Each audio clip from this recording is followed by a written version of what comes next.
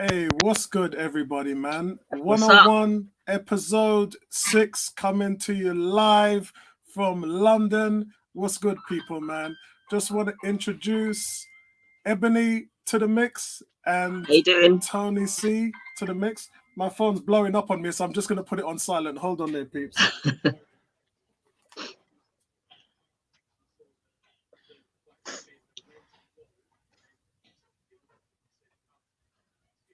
Okay, right, okay. So nice, everybody. Thanks for joining us. And what a day it was today. Very, very strange reaction from the fan base. As you know, Arsenal drawed 0-0 against Burnley away from home. And yeah, we're going to talk about that. And let's just have a quick look what it's saying in the chat before we kick off. We've got 18 who's saying, Question, why did Arteta put Martinelli on the right? Why did he drop Pepe? Just to cover that. Obviously, he's trying to accommodate Aubameyang coming back. He didn't want to drop Lacazette, which was probably his biggest problem today. So, in order to facilitate that move, he put Aubameyang wide left, which is where Martinelli normally plays, and then he's then put Martinelli on the right. And it just wasn't working. Whatever was going on front three, that was where our weakness was today. So, and obviously James is saying, good question. Yeah, I agree with you, James. It is a good question. Big shout out to Lisa, my wife, in the chat. Nice one, Lisa. Sorry, I couldn't get to finish the roast today before I started the live stream. And again, a nice one, James. Nice one. So listen, let's kick it off, guys. Let's kick it off. Let's talk about today, man. Can you hear me? Yeah, I can hear you. I can hear you, Tony. Can you hear me? Yep. I can hear you. Okay. Can anyone tell if there's any echo? Can someone tell me? Because I've got my I'm on my computer without my headphones on at the moment. Okay, yeah, no problem. The echo normally comes from me, which is why I'm using headphones now. So you guys should be okay. You should be okay. Yeah. Tony, I normally go Ebony first, but Tony, let me let you shoot at it first and give me your thoughts on today. My wife is saying that, forgiven. Sorry, darling. I'll finish the Sunday roast as soon as we finish the podcast. Right, guys. Go ahead, Tony. Give me your thoughts of today.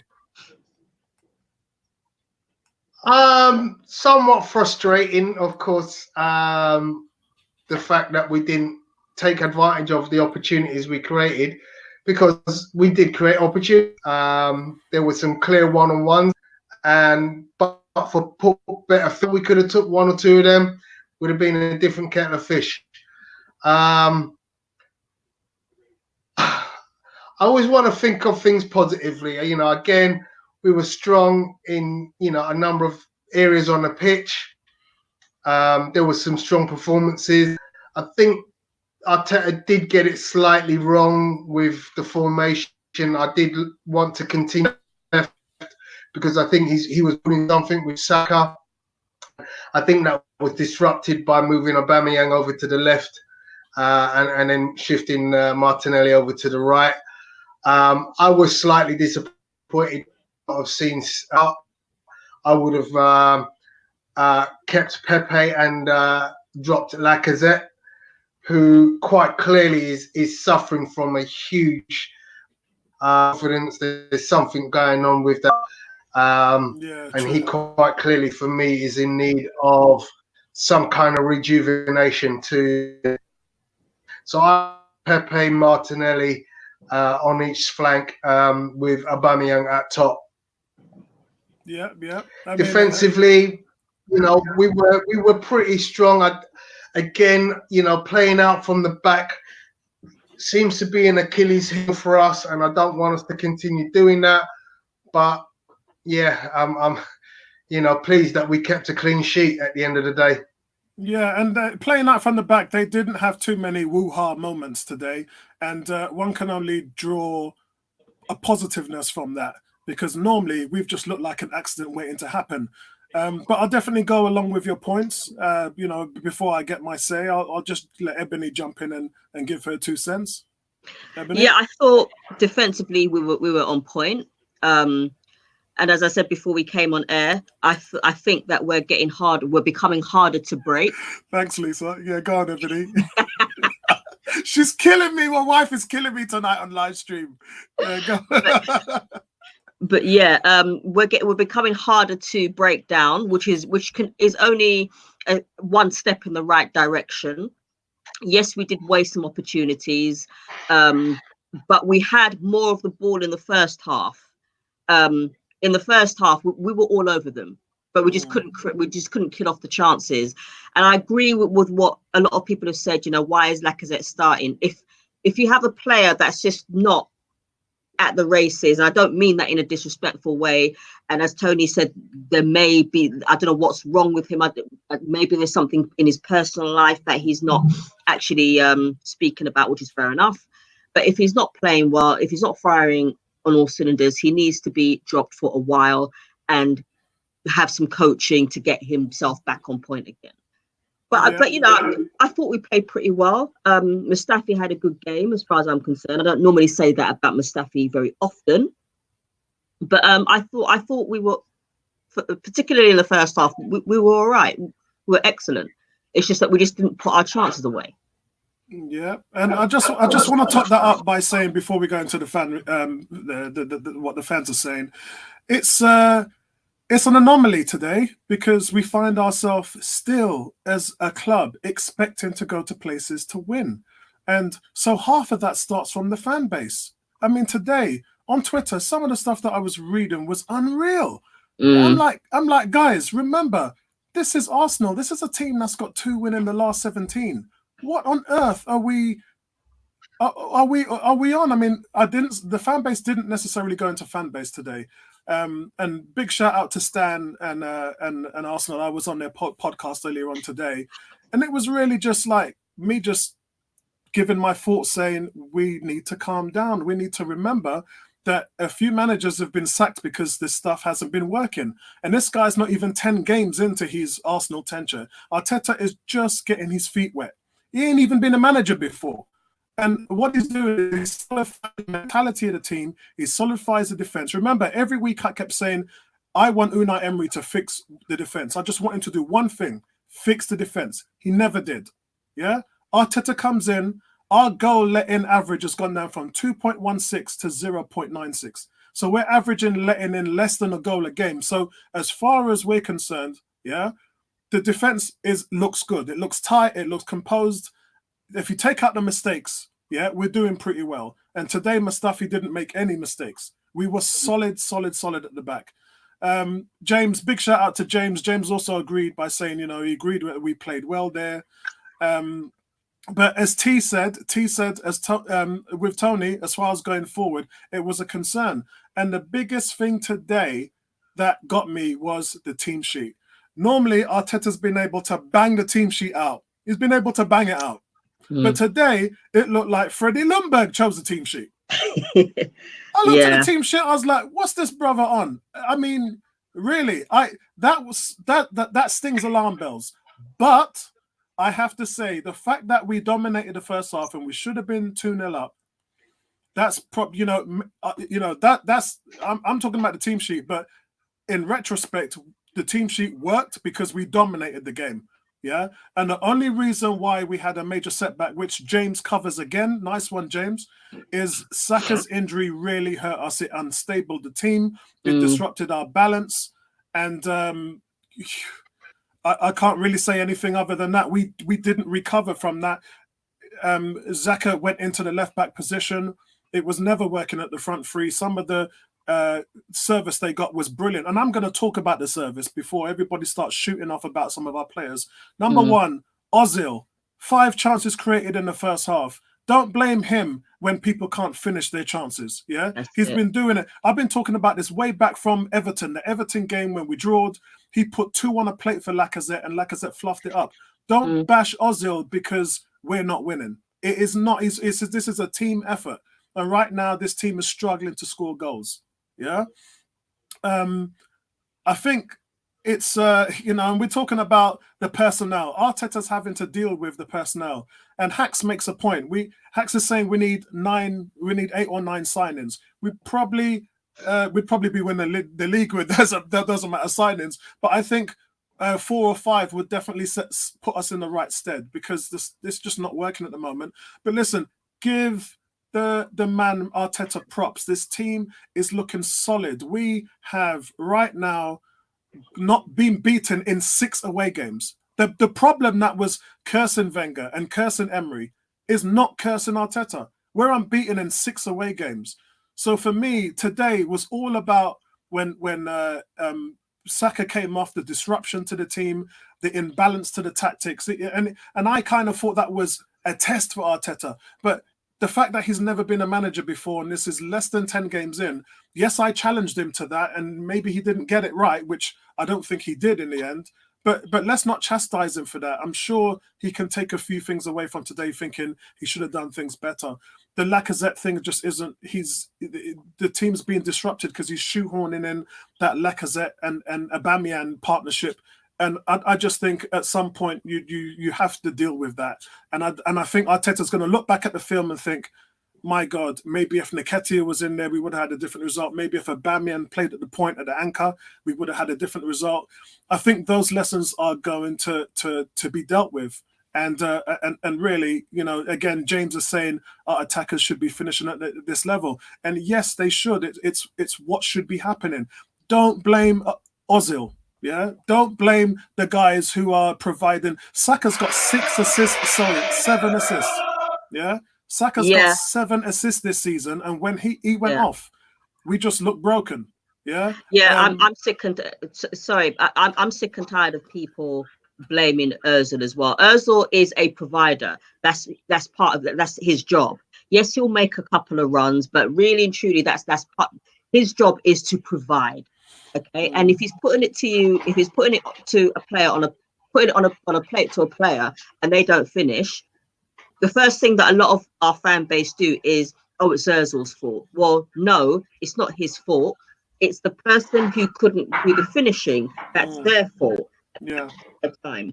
Yes, it's a team sport, and not everybody can do each other's jobs. But at the end of the day, what our fan base tends to do a lot is when we lose or when we draw against teams that we should be beating, and there's no such thing as an easy game in the Premiership anymore. Once upon a time, Burnley, yes, we have a good record against them, but Burnley just beat Man United 2-0 at Old Trafford.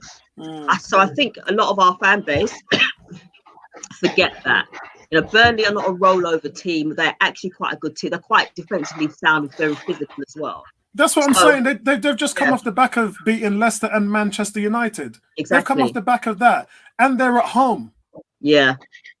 And it's hard to go to because I've been to Turf Moor once, and that was at the end of last season, our last game again last season, and we won 4-1. That victory came that we had to work really hard to get that victory. 4-1. Yeah, it was 4-1, but it was hard. There were times in that game Burnley could have gone ahead. Like today, they could have gone ahead, but they hit the crossbar. So people need to remember that although we don't like to see our team lose, and we always want our team to win at every single game, but it's not our God-given right to win every game. Yeah, exactly. It's going to be, and as far as Arteta is concerned, all right, he made a mistake today, and he'll probably look at that and think, all right, let me drop Lacazette, let Lacazette do some training, etc. But the guy's just beginning his managerial career. Get off his back. Yeah. All right. If he makes the same mistake over and over and over again, then okay, fine. Say something. But right now, let Arteta learn from his mistake. Let him watch the game back.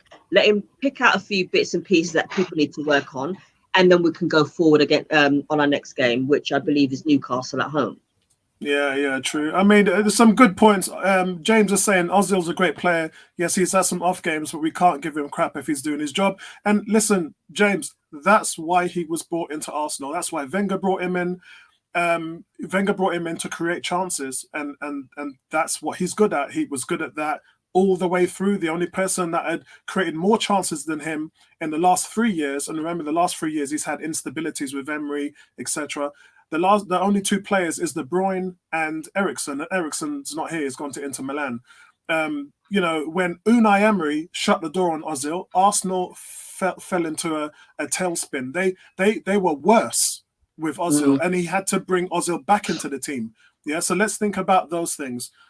T is saying, I don't know why Ozil's been defended. Pepe, Laka, Nas, Saka, Uber, Chambers, Mustafi have all had more assists. Yeah, and again, assists are great when players are finishing. But when players are not finishing, then those assist numbers don't come up. So you do have to take a step back and look at the chances that players are creating. I totally 100% agree with you. You know, we talked about Saka creating 7 assists this season, which is amazing. An 18-year-old that's already had 7 assists halfway through the season.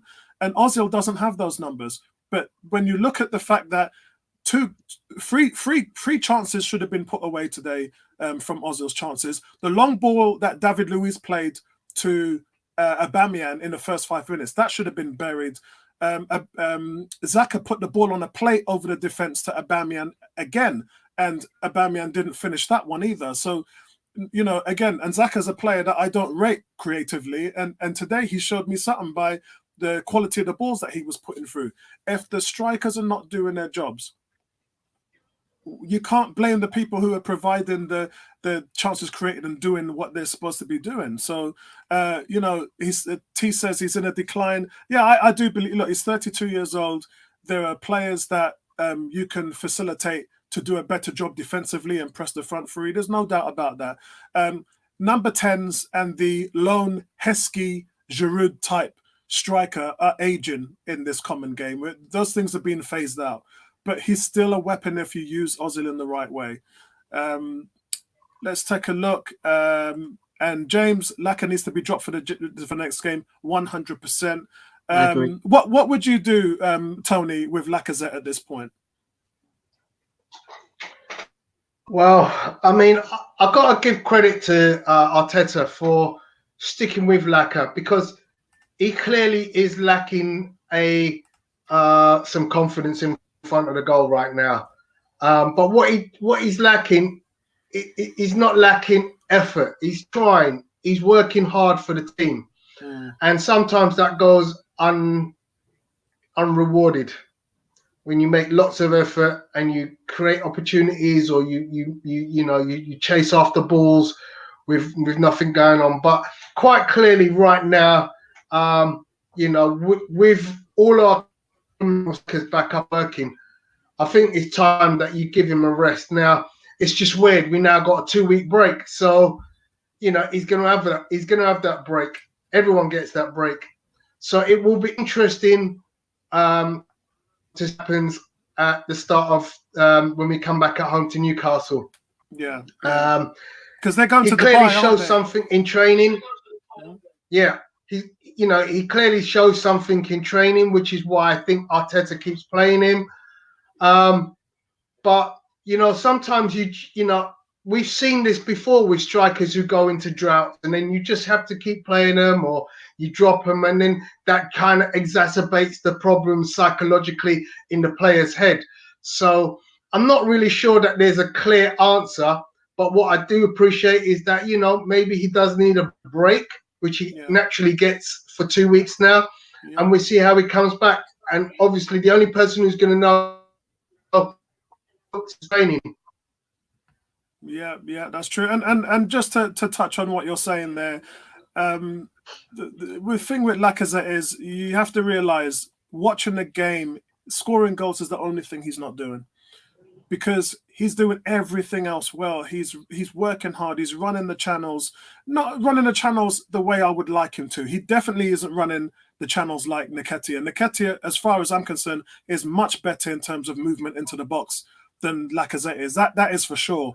Where Nketiah isn't as good is hold up play, and that is something that Lacazette is brilliant at. And I think the fear of Arteta is to move Aubameyang back into the centre, and for us to lack that hold up play, because Aubameyang's not great holding up the ball. He's not great doing a lot of things outside of scoring goals.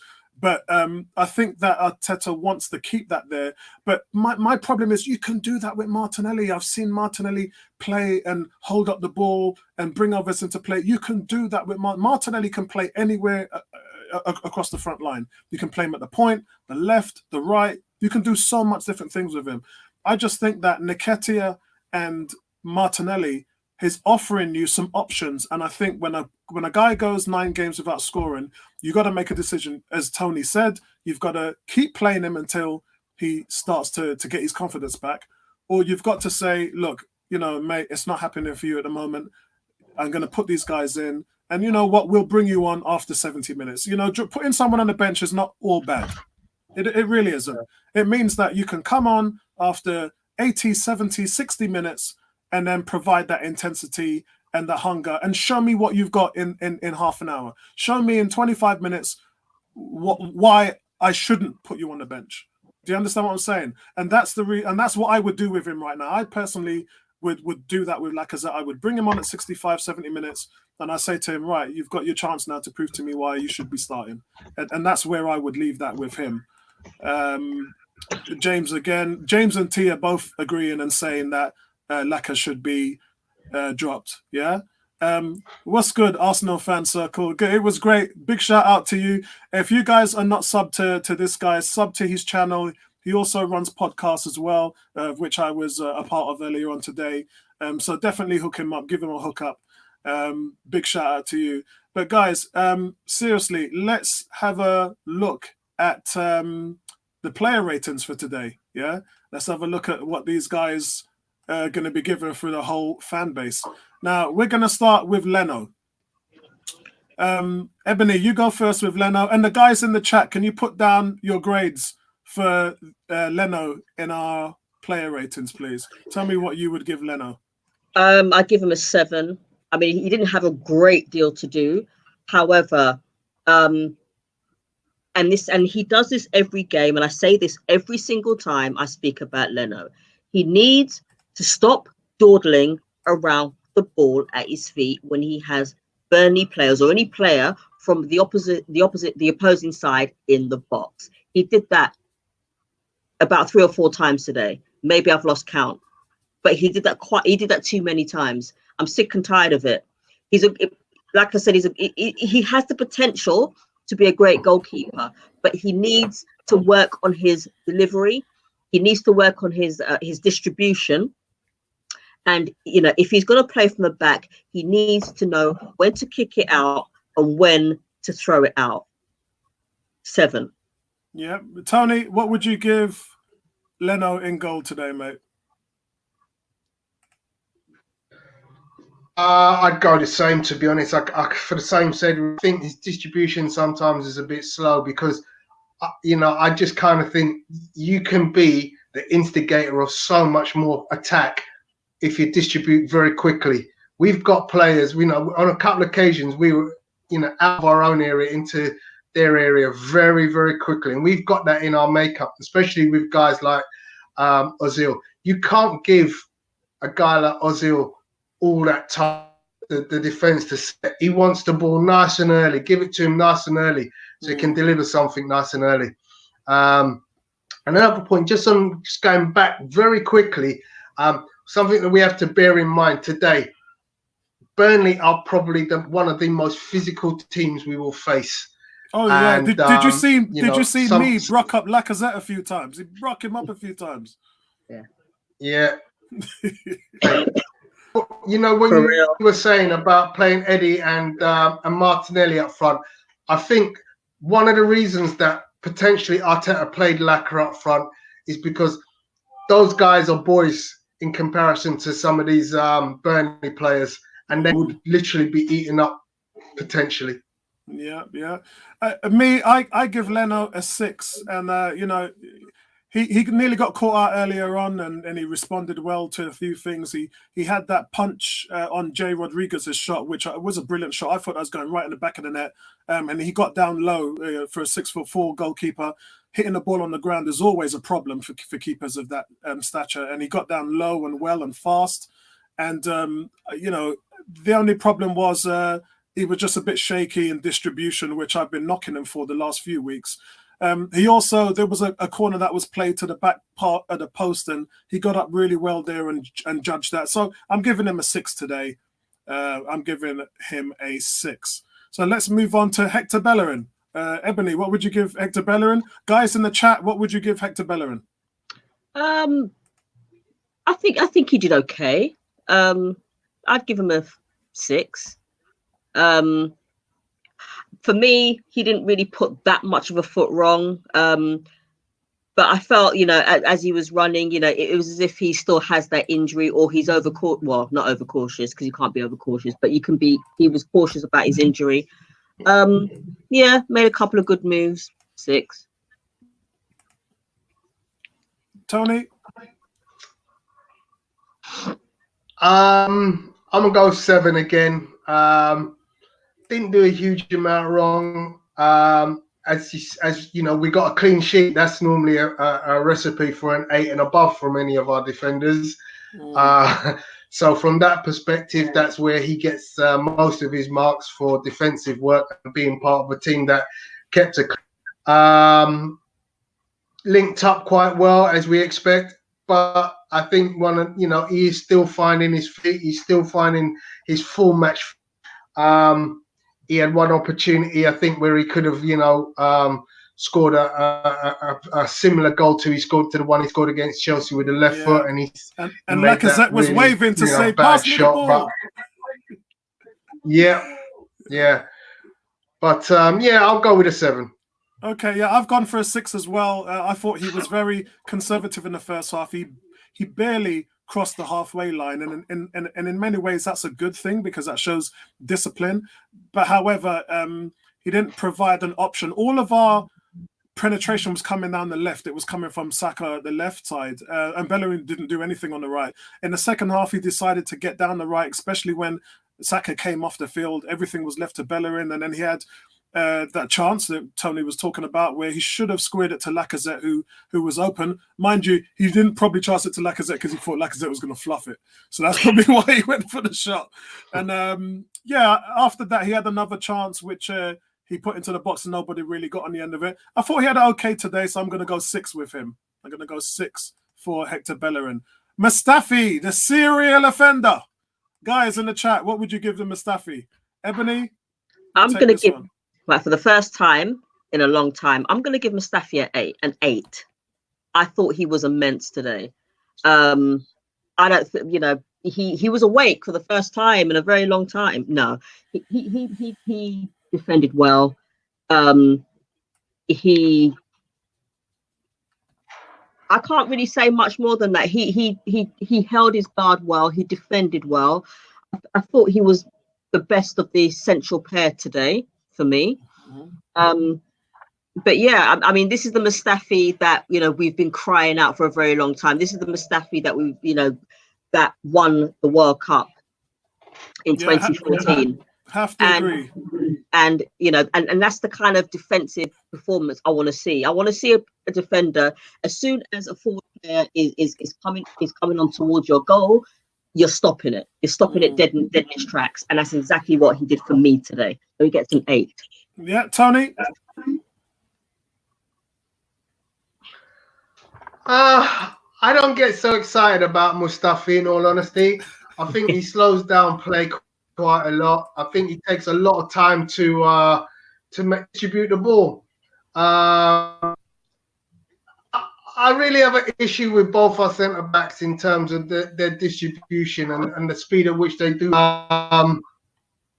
But when you keep a clean sheet and you don't make you're so prone to do, then it's say, oh, you've had a good game. So one mind says give him an 8 for solidity, but I'm gonna pull that back and call it a 7, because he's still not anywhere near the type of defender I want to see in my back four. So yeah, good performance. Kept a clean shot. Yeah, I'm still Mustafi out, gang, I'm afraid. Okay, I agree. I think there's better defenders than him. But today, being a part of the player ratings as being subjective, and you guys read my player ratings every week, so you know I have to be subjective. Mustafi was the total package today. I agree with Arsenal Fan Circle. I agree with James. I agree with T. I'm giving him an 8. He was my man of the match today. He was a total package. And look, he's always, if you look at him statistically, he's always led the team in passes intercepted and clearances. He's very, very, very good when the ball comes into the box and headering it away out of danger. There isn't anybody on the team that's been better than him for the last 2 years, in fact, if we go by that long. But today he had 6 clearances, does what he does well.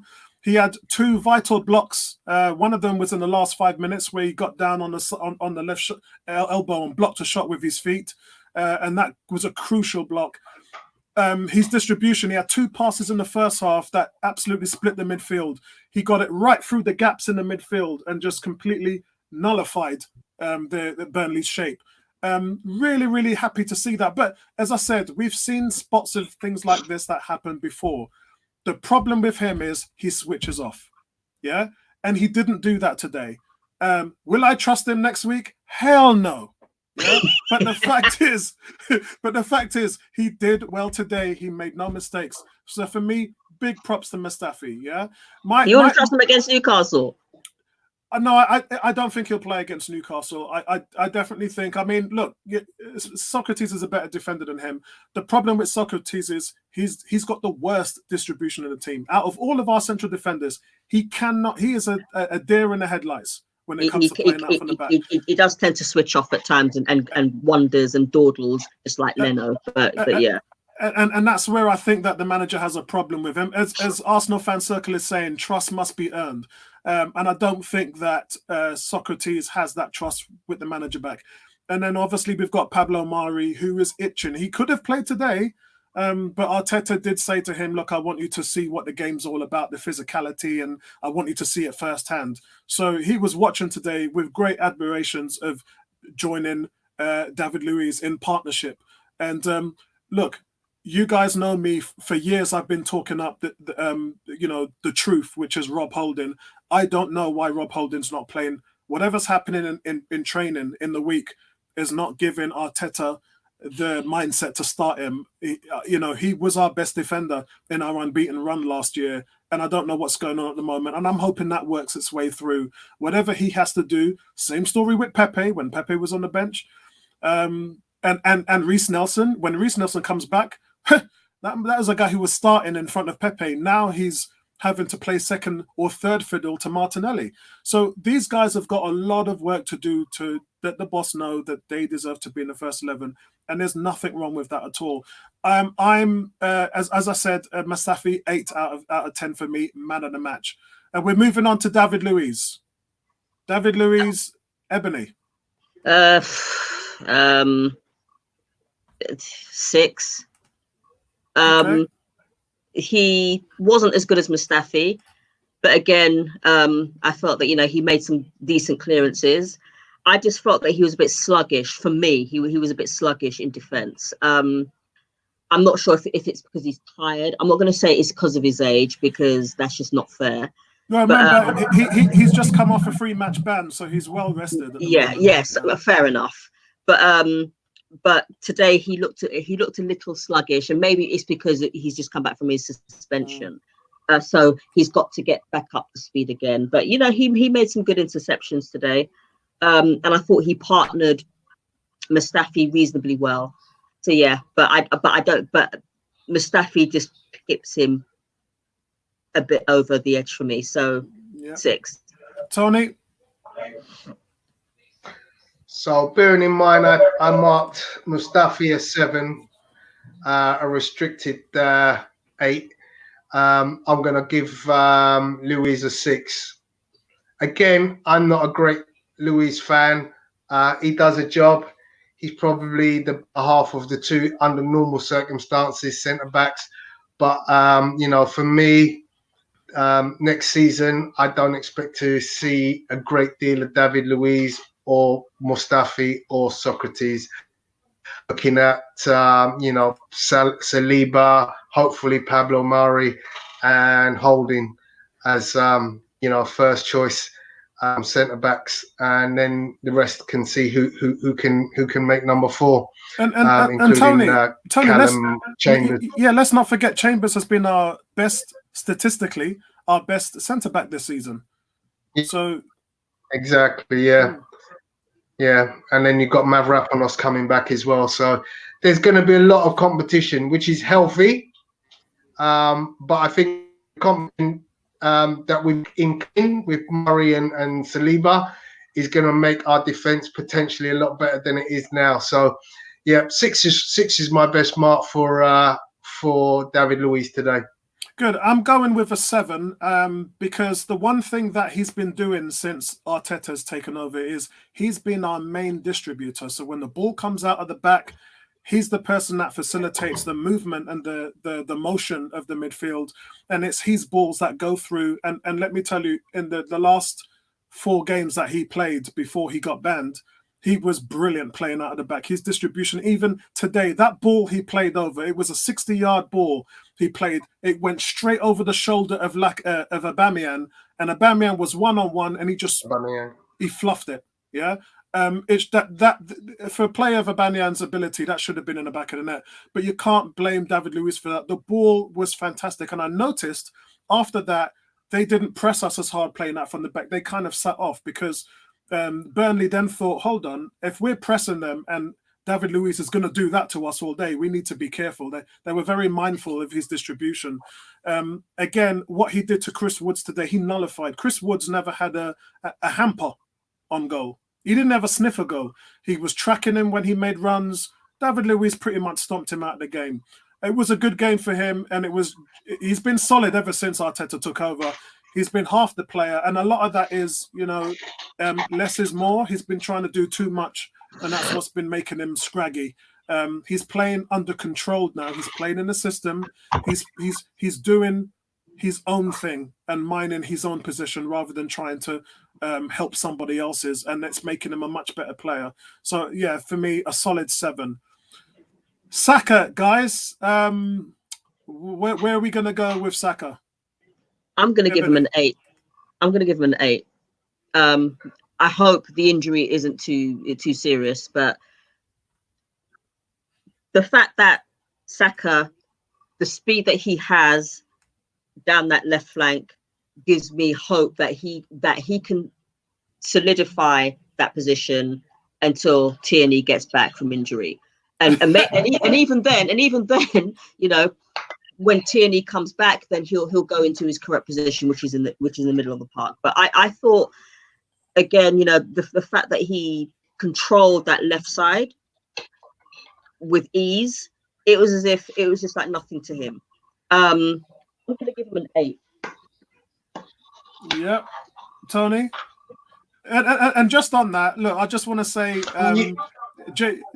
James is saying he thinks we would have won if he stayed on. I 100% agree, James. I totally 100% agree. We for me, that's when I didn't think we were going to win the game when he went off, and that's just me being real. But yeah, go on, Tony. Yeah.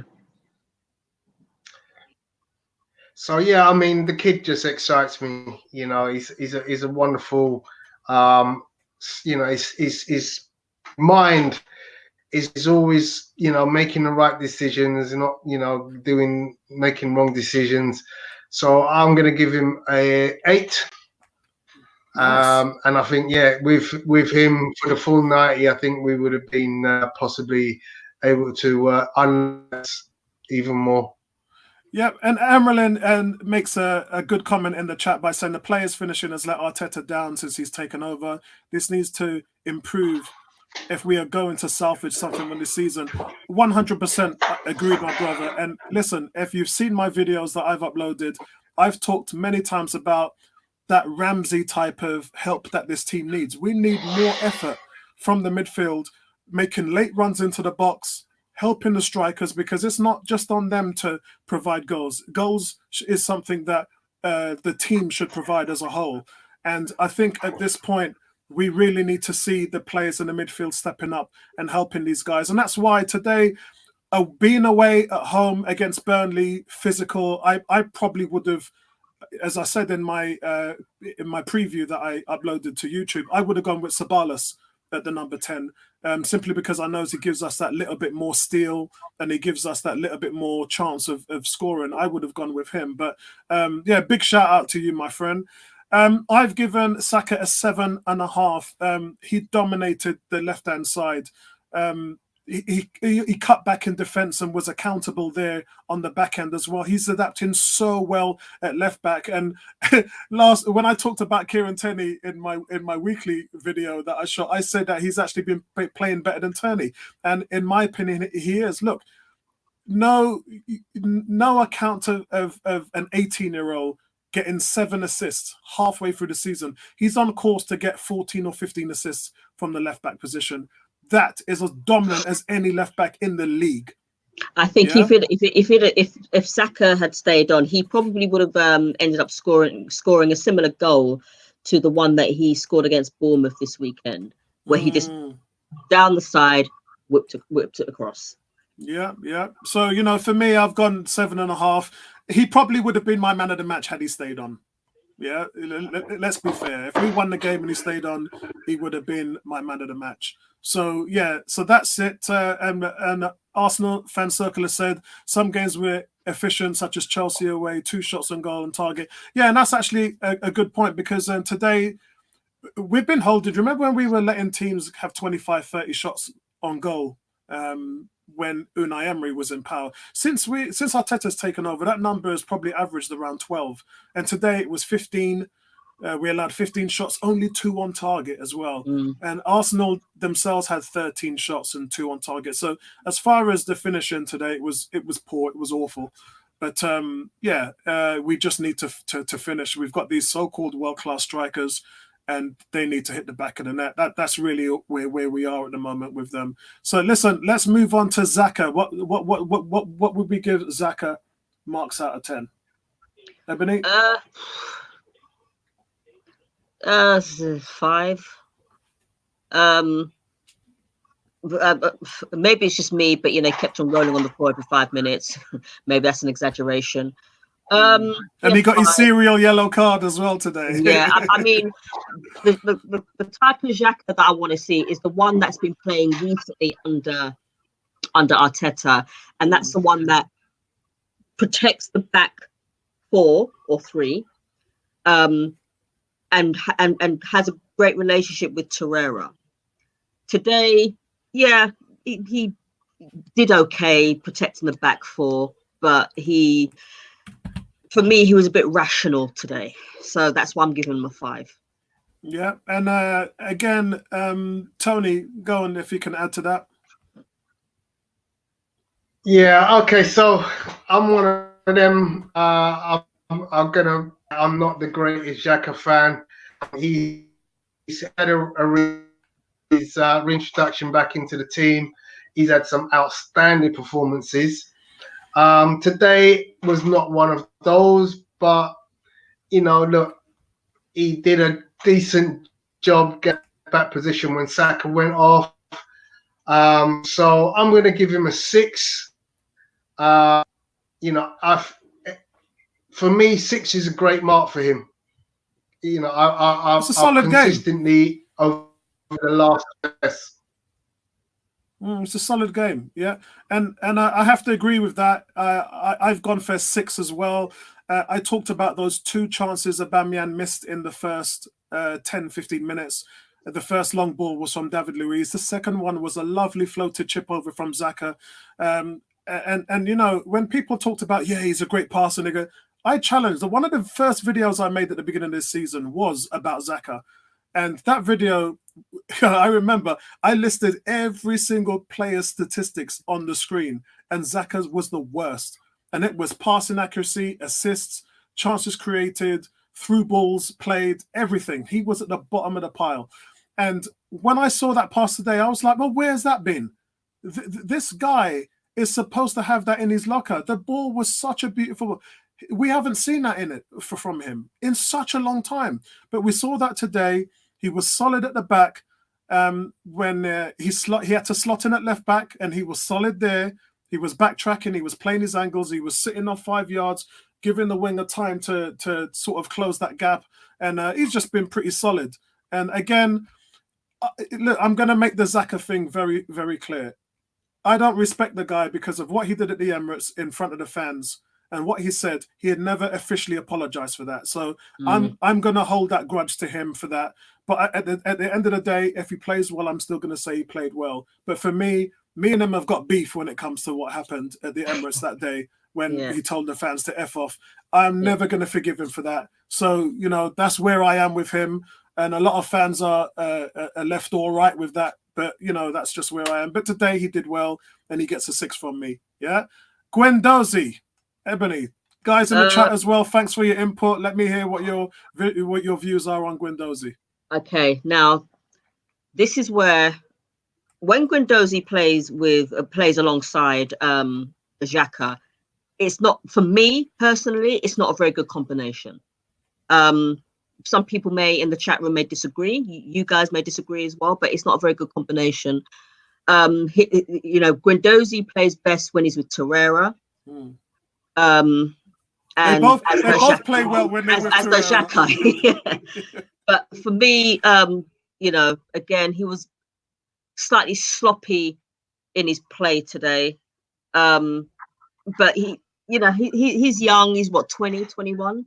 He'll only improve today, and he should be used to playing in the Premier League by now. By now, he should be used to the physicality, and by now, and maybe this is me being a bit harsh, but he needs to have gotten out of this sloppiness. He needs to cut that out of his game. Otherwise, he could be a great player. James agrees with you in the chat, by the way. But let's remember, in my player ratings. Still young. Yeah. I mean, let's remember, and I always bring people back to this type of normality because as a YouTuber and doing the player ratings and doing all that stuff, I have to keep records of all this stuff. Guendouzi had 4 man of the matches in our first 7 league games. 4. And remember, after 8 games, we were 3rd in the Premiership. So I think the problem with him is I think they just burned him out a little. Yeah, maybe, because he did have that drop off. But James agrees with you. 100%. What do I give him? I give him a 5. Okay, cool. Okay, Tony, what would you give him? Right. I must think you must think that I hate my own team with a passion. But I question. Hey, they did well today. They put Guendouzi. It was a tough game today. Yeah, I mean they're a tough team again. As I must mention, you know, there are sometimes you can play a Guendouzi and he looks like the next great thing, but there are some games that are for me. I think physically it's just a little bit above him. You know, you needed someone like Torreira really next to Xhaka in this particular type game. Guendouzi shows flashes of brilliance in games, but I sometimes feel like he turns into a headless chicken when he does this silly turn. And there was a couple of occasions where he receives the ball from the defender, playing about in the back 4, and then he thinks, "Oh, I can do a complete U-turn to get out of trouble." And it's like he holds on to the ball. What the hell are you doing? When he does it, he's holding the ball too long. Yeah, you know. So I like his drive, I like his passion, but I'm going to give him a 5 because I think he's a little bit. He holds the ball too long. Okay, I'm going to give him, first of all, well done for joining us in the podcast, Aaron. We've been missing you. You weren't here last week as well, so I'm going to get Ebony to jump on you for that. I'm going to get Ebony to tell you off for that. But yeah, nice seeing you, Evelyn, man. Nice seeing you, Aaron. T as well. T saying Guendouzi rips apart anything teams are trying to put together in the middle. He's just anarchy. He just causes anarchy. And they don't know what to do with him. Listen, I'm a big Guendouzi fan. And in my opinion, not just in my opinion, Patrick Vieira, Emmanuel Petit, Martin Keown, Ian Wright, Cesc Fabregas have all said exactly what I've said. He is the most talented player that is on this team right now. His ceiling is so high. It's astonishing. He's 20 years old. Players don't hit their peak until they're 25, 26, 27. He's got so much growing to do, and he's with the right person in Arteta. If Arteta could hone those skills and abilities, Arteta must be licking his lips at the prospect of coaching somebody like him, because Tony, once he gets rid of all of that instability with holding onto the ball for too long, and remember, Pepe's got the same problem. When the ball comes in, he just wants to do too much with it. No, look, just play in the system. Get the ball, quickly look up and play it. Let the ball do the work, not the player. And that's what the philosophy with the Man City movement is all about. And I definitely agree with the guys there. I thought he had a decent game today, considering the circumstances that he was up to a very physical Burnley team. I thought he did really well today. I've given him a 6. He committed himself well going forward, and he always runs back and protects the back four. He does what it says on the tin. The scary prospect for me is what happens when things start to click. We saw it in the first few games this season when he just dominated and played teams off the park. He just played teams off the park, and our form was amazing. And noticeably, when his form went off, what happened? Everybody else's form went off.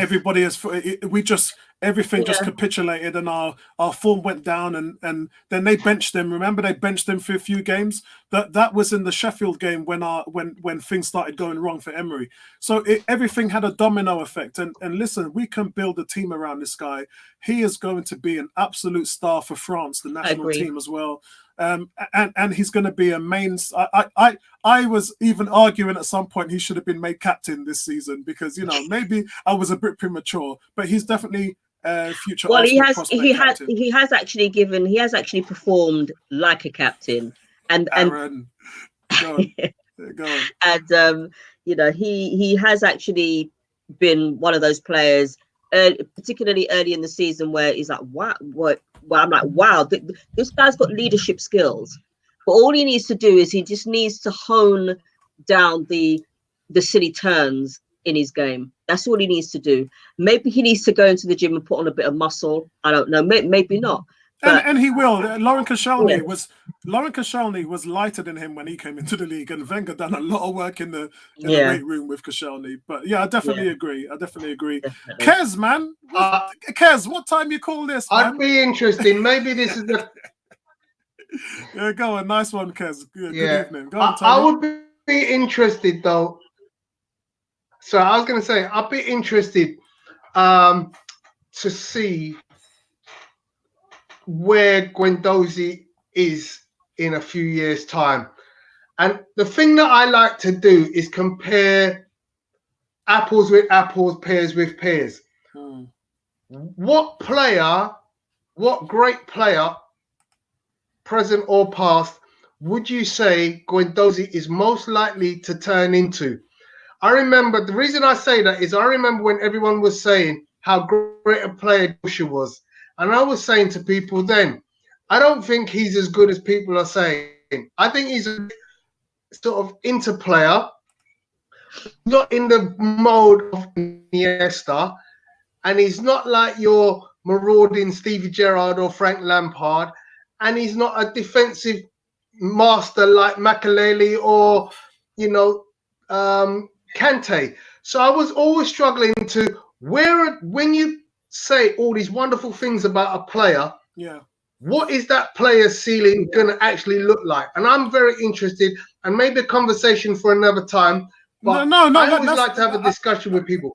Yeah, let's talk about it now. I know we're on time with you at the moment, but in my opinion, I've studied the player. I've done a lot of research on him. I went back and watched a lot of the games he played in the second division in France, and I went to L'Equipe magazine in France, the French website, to talk about the stuff that they were. For me, there's two players that come to mind.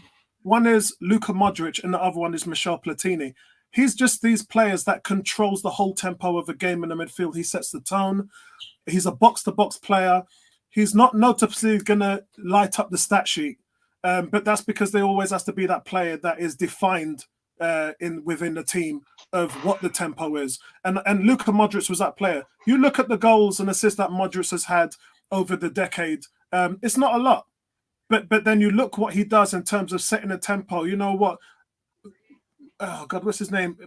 Pirlo. What Pirlo used to do, just light up certain things and just control that tempo. I think that's what he can be in our team, and he's got so much growth. The fact that he won't hit his prime for another 4 or 5 years, this guy, the sky's the limit. But there is that chance, Tony, that he doesn't switch on.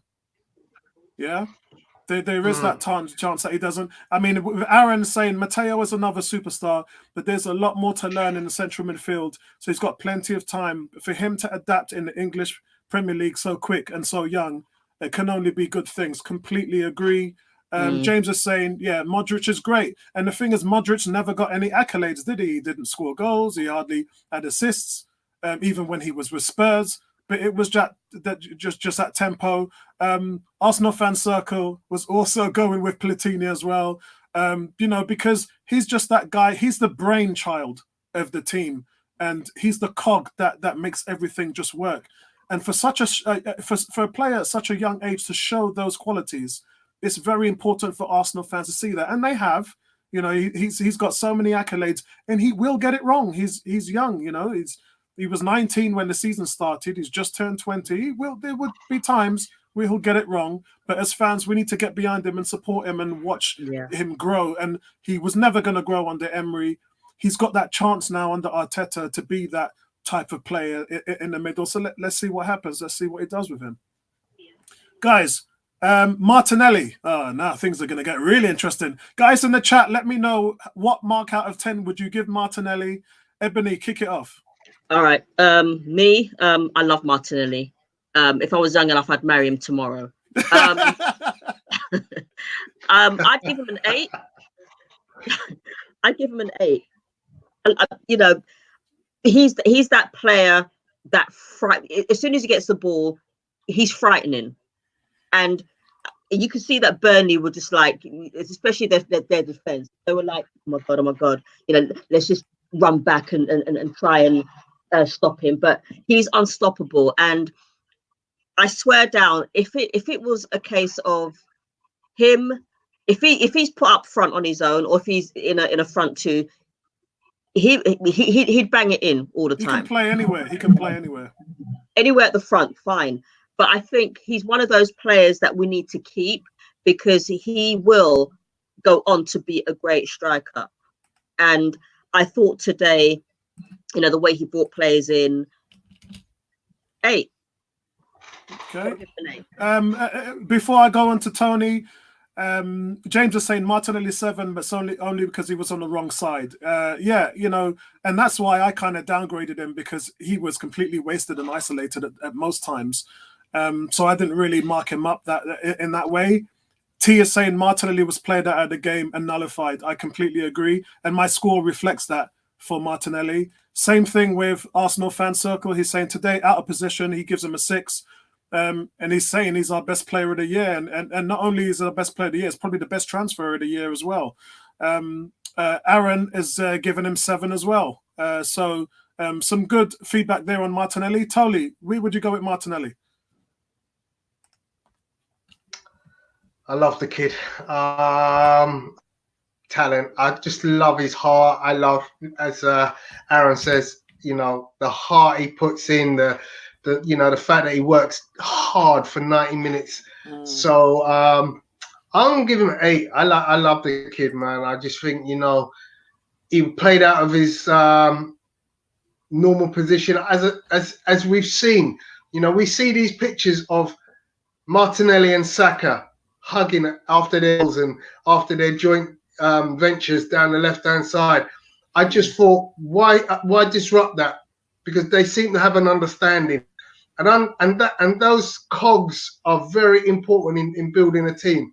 You look at Robert Perez. Robert Perez had the perfect foil with Ashley Cole just behind him, zipping round the back of him. So I would have definitely played him back on the left again with Saka. So yes, another 8 for me. Yeah, I've gone for a 6 actually, because I didn't think he did much today at all. He is one of my favorite players in the team. I believe he's the second coming of Ronaldo, and I've been saying that on Twitter a lot. And when in the next 4 or 5 years, when everybody sees how good he'll actually be, that's when people are going to actually see exactly what I was saying. He's got everything. He's got aerial game. He's got his movements fantastic. He backtracks and defends. He's two-footed. The guy is amazing. Jase, nice to see you in the forums, bro. You're late as well, man. This is an 8 o'clock start, not 9. Good to see you in the chat, mate. But yeah, for me, I've gone with a 6. Totally isolated from a tactical perspective.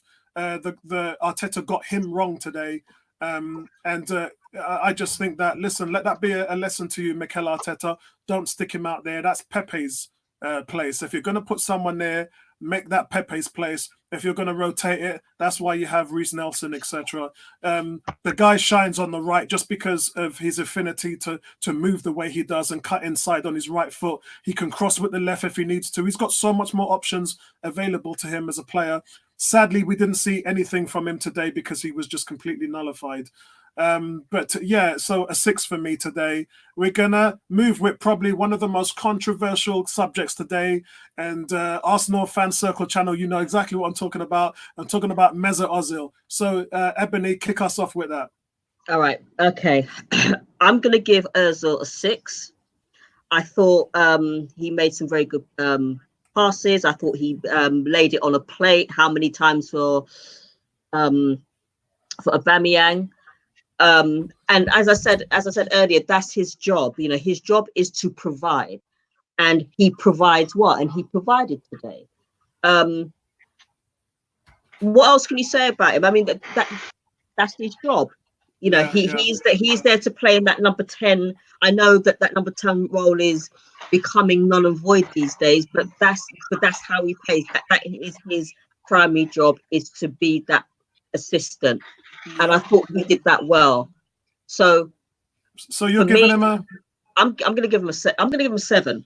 Okay, nice one, Tony. 7. Yep. Good. And I've gone with 7 as well. And the reason is because, as I said, he created 5 chances in the first half. You know, he flooded into the midfield and was pinging balls into Saka. Why do we think Saka was so effective? Because a lot of that of the movement and the balls was paid off by Ozil. Ozil was the guy who was facilitating Saka's movement and allowed him to get behind the back four, picking him up in space. Ozil was fantastic, but I didn't think this was a game that was going to fit Ozil. But anyway, you know, that's what it was. James is saying 7 as well. He created chances, a lot, 5 chances. I think Apollo said it was a shame he couldn't finish. Yeah, because had we finished those chances, what we'd be praising Ozil. We'd be saying, oh, Ozil created that. But we're not saying that because the strikers weren't doing their job. So listen, let's move on to Aubameyang. Wow. Okay, this one's going to hurt. Okay, Ebony. And guys in the chat, let's get your marks out of 10 for Aubameyang as well. Listen, I love Aubameyang. He has the potential to be a world-class player. I know this is probably going to hurt a few people, but he's not world-class. Ooh, controversy in the podcast. Yet. He's exceptional, but this world-class tag is a little bit too. It's overused, and I have to be honest. Meh. But I'm gonna give him a 5. He should have finished those chances today. Yeah. Tony. 5. Yep. Love him to death. I'm going to disagree with Ebony because I think he is a world-class player. Without him, look where we'd be. To me, he's a world-class player. Put him in any team. You know, Barcelona don't try and get a player on loan unless he's world-class, and they showed an interest. Can I take? So yeah, for me, he is a world-class player. But they go. James agrees with Ebony. James is saying that he's not world-class. To the Ronaldo is world-class, and the argument there is if Aubameyang was world-class, he'd be playing for one of those teams. But go on, Ebony. No, I mean, Auba has the potential to be world class. He's exceptional, and there's a huge difference between being exceptional and being a world-class player. Okay, yes, he has saved our backsides for much of the season, but you know, the amount of chances that he should be putting away and he hasn't, you know, for now, I'm going to take away that world class. He's been pretty clinical. Jose is saying he's definitely not world class, not prolific enough when he needs to be the difference. And again, if Sergio Aguero was playing for Arsenal, it would be a different story. My grade for him is a 5. I just didn't think he played well today. He fluffed what should have been 2 clear-cut goal chances. I do think he's world class though. T, big shout out to T and Goon Squad. T, throw up that Goon Squad WhatsApp number so that I can put it up on the screen, yeah, so that the people can join the chat while the games and the week and the news floods in. He's saying Uber is definitely world class. I just thought he didn't play well today, and my main knock on him is that he does nothing off the ball. His assists, his lack of assists show that. However, he did put the ball on the plate today for Lacazette, and Lacazette headed wide. So you know, it is what it is. And speaking of Lacazette, we're gonna go with the last player in the player ratings, because I know Tony has to go. So, Tony, I'll let you go first because I know you have to go soon. So, your marks out of 10 for Lacazette. Oh, and before you say that, a 5 as well.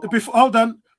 Before you say that, I just want to say T said if Uber isn't world class, then Kane and Salah and Maine ain't. Well, Salah and Maine are, but let's take Kane out of it. Kane ain't world class. Kane ain't world class. I'm an Arsenal fan. I'll tell you about Harry Kane. Yeah. Go on, mate. Go on.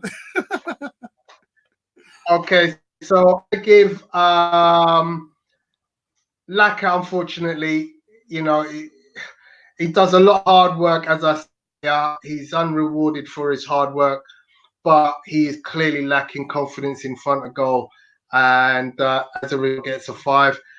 Because I do have to shoot, I'm going to give the manager a 5 today. That's the lowest mark I've given him since we started this thing, because I do think he's now had a decent time to have a look. I think mistakes positionally. So yeah, I'm going to give him a 5 as well, and hopefully that's enough to see me out of here. Yeah, all right, okay. Listen, thank you for joining the podcast again, Tony. Always a pleasure to have you on. And guys in the chat, if you do want to take a part of this show as well, make sure you inbox me, and then we'll have a conversation of getting you on the show as well. It would be great to build a community as a whole. Tony, thank you very much, and we'll catch up later on in the week, mate. So with Lacazette, for me, I have given him a 5 as well. And listen, I know he works hard. I know he's a great anchor man. I get it. For me, though, a striker's judged on the goals that you've scored. He's got 9 games without a goal. And remember, 12 of those, his last 13 goals have come from inside the Emirates. Even when he was scoring goals, he weren't doing nothing away from home. So that just a person who's just struggling big time for me. I give him a 4. Yeah, you give him 4. Listen to Aaron. Aaron's killing me now. Aaron's like, don't mention Kane, please. I have to block myself. Hey, listen, I'll mention him in bad light. You know what I'm saying? I'll mention him in bad light, man. James is like, Arteta is a 6 for him. Made too many mistakes and again, it all starts from the team sheet as well. I agree. I'd give Arteta a 6. Had he maybe not started Laka, had he dropped Laka and started with Pepe, Orba, and Martinelli, because those 3 are practically firing on all cylinders, particularly Aubameyang, who didn't do a great job today, but that's today's game. I think it would have been a much better starting lineup at the front. Why he didn't start Torreira, who is the best defender of the back 4, who knows? Yeah, maybe I can answer that one. They was what are we? We're Sunday, aren't we? So Friday, the thigh injury that he had previously a week ago, that had flared up a little. So it was a precautious decision to rest him for this game. So that's why he could have started, but Arteta was just trying to manage the situation and get Fair him enough. ready. Because, you know, and again, after today's game, they're going to Dubai for 4 days, I believe it is. Warm weather training. Yeah. So he just wanted to make sure that there was no reoccurrence of that thigh problem. Guys, also, there's the details of the WhatsApp Arsenal Goon Squad. Join it. It's a fantastic WhatsApp group. It's up to the minute, up to the second updates on everything Arsenal, news, transfers, everything you name. You know, and listen, make sure you bring your banter. They don't want no weak boy in there, who gets humiliated because there's enough of banter that's flinging up in that place. So make sure you bring your A game if you're going to join the WhatsApp group. It's a brilliant group. And so contact T on that number that's on the screen and join the community. Big up to T for organizing that. I'm going to keep leaving that number up on the screen for you guys so that you can get a pen and paper and write it down. James is saying Apollo inbox, it will inbox regarding involved at some point. Yeah, James, it'd be great to have you on. I do float the show on Monday or Sunday nights. Predominantly, we are a Monday night show, but some days I kick it forwards on Sunday, specifically for certain reasons. Today, obviously, lots going on tomorrow with the fallout of the Super Bowl, and I'm going to a Super Bowl event as well. So just wanted to make sure that we got this right because we were playing today. So in the mix of things, when we play on a Sunday, it would make sense to do a Sunday night show so we can just slap it off live as it is. Kez is saying we put away our chances, and Arteta is right. If we created enough to justify the team he picked, it was poor execution for the most part. And this is important. This is why I'm saying I weren't a fan of the team sheet with Arteta, but the fact that we were dominating the first half and we had clear-cut chances, what do I know about me being a manager? You know what I'm saying? You know, I'm when it comes to football, I'm analytics. Yeah, I love to study the game, play the game at a high level. Again, played in the Diodora League in semi-pro, and you know, I know my football. But when it comes to this level, if Arteta's doing something and what he did was well presented, we went to a place playing a team that was hot. Yeah, you beat Leicester City and Man United in your last 2 games, and you're at home to a team that hasn't won. It's a hard place to go to. It's a hard place to go to, Turf Moor. Yeah, you're playing Arsenal, who hasn't won. They've won 2 games in their last 17. If you're Burnley, you're disappointed you didn't win today. And I want to make sure Arsenal fans understand that. I want to make sure Arsenal fans are humbled enough to understand that this is a team that, with the new manager, hasn't even played 10 games under his tenure. We're still trying to figure it out. Well. Yeah. I think Arteta. I think he's done pretty well. And you know, I mean, I've read online and stuff like that. You know, that people are sick and tired of Arteta. I'm like, what? What are you talking about? The man is 10 games into his managerial career, his first managerial career. You know, give the man a chance. Right? We all get behind him. We all got behind Emery. That didn't work out. Now we see a progression. We see a more pressing team. We see a better defensive team. We're harder, as I said earlier, we're a lot harder to break down now since Arteta has shored up the defense. One of the problems that we had,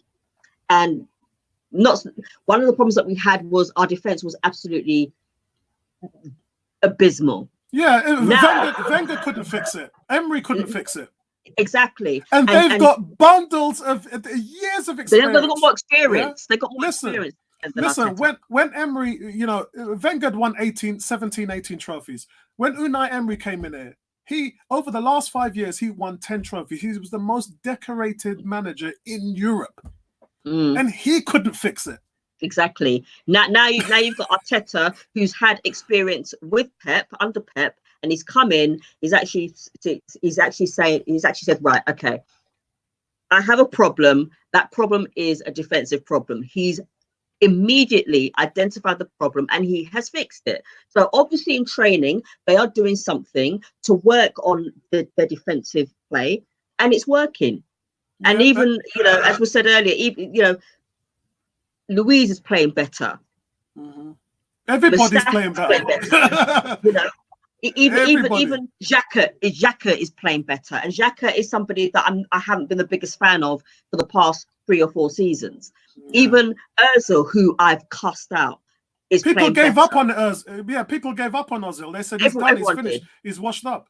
I mean, Well, most in the people did. comments, James is saying Arteta has done wonders for us. I'm fully behind him. Exactly. Emery and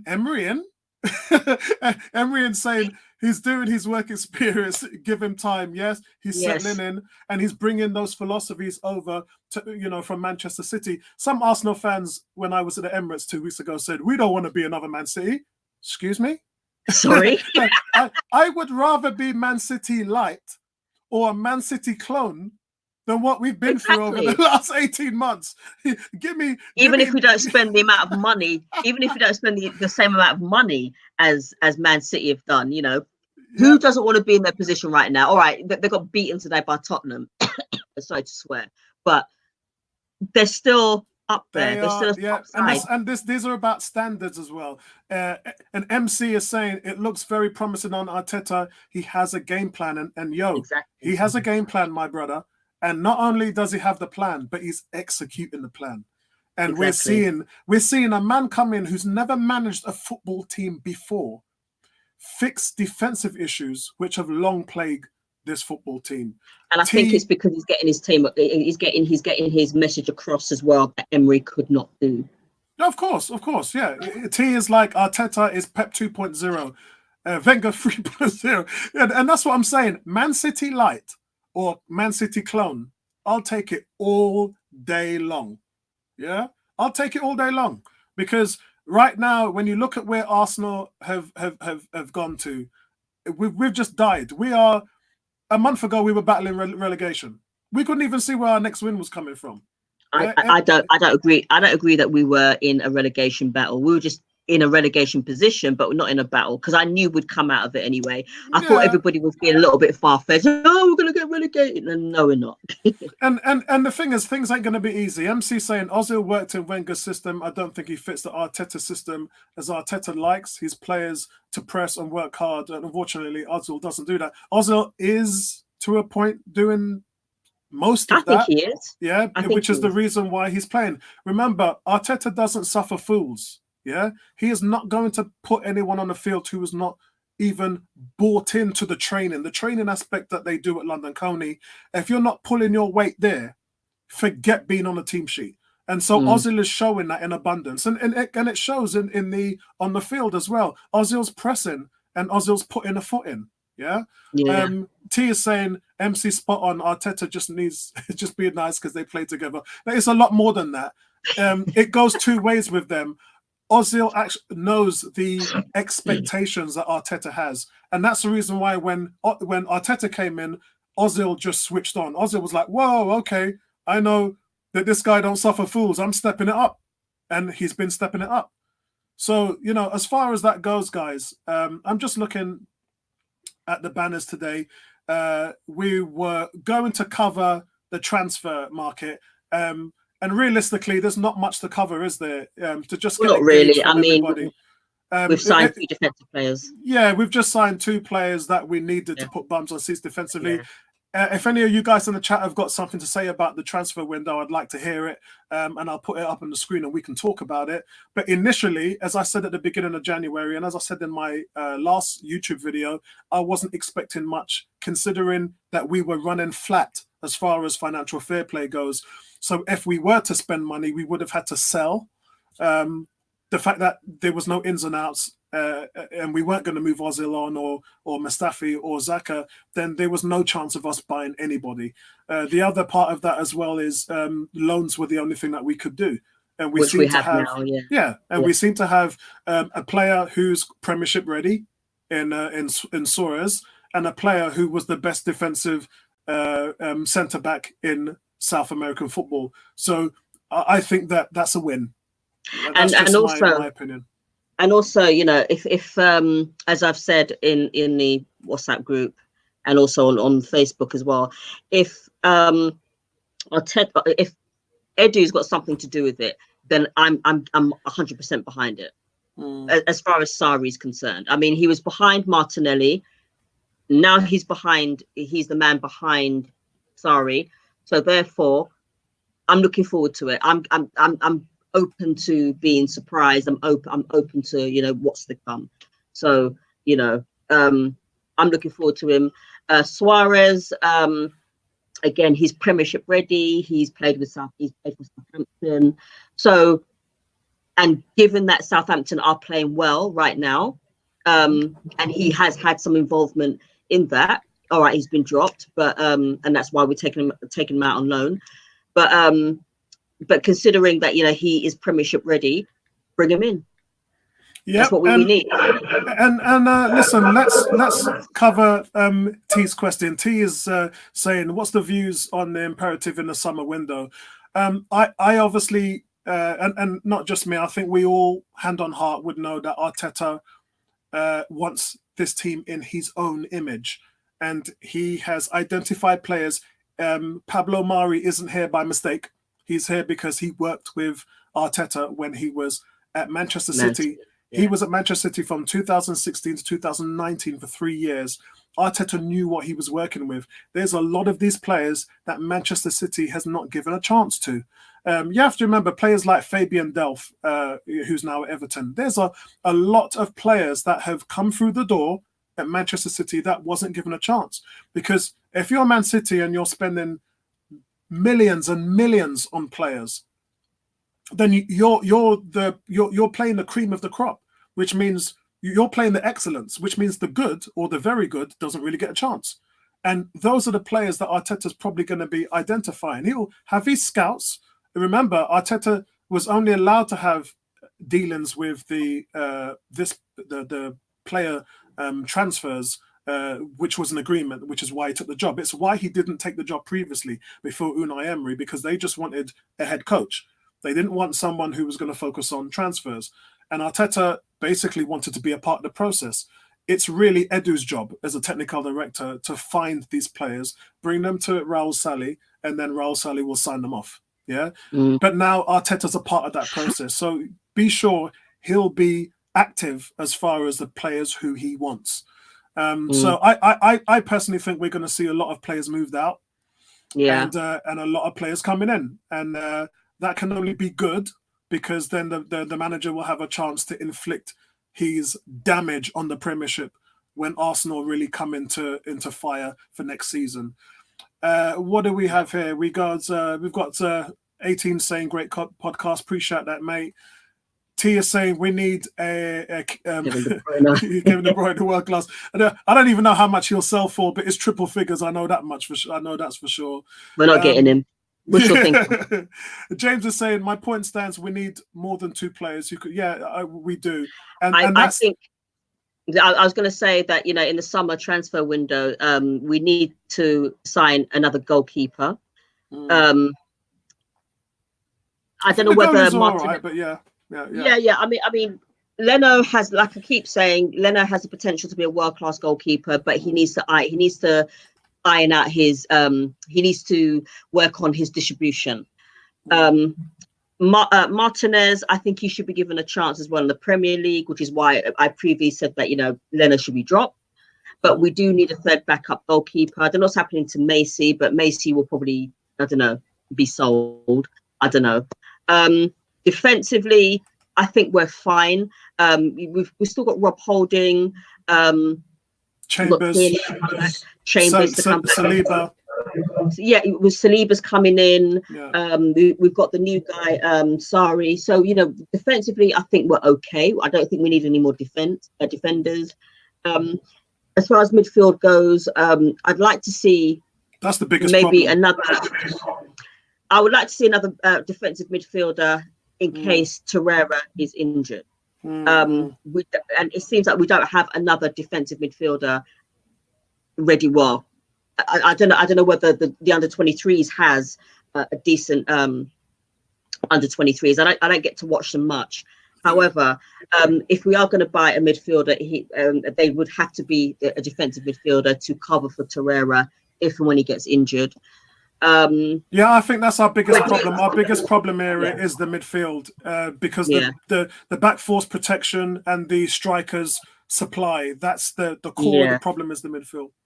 Yeah, and also maybe another attacking midfielder as well to cover for Xhaka should he stay, as and when he gets injured as well. So for me, really 3 players: 2 midfielders, 1 defensive, 1 attacking, and a goalkeeper.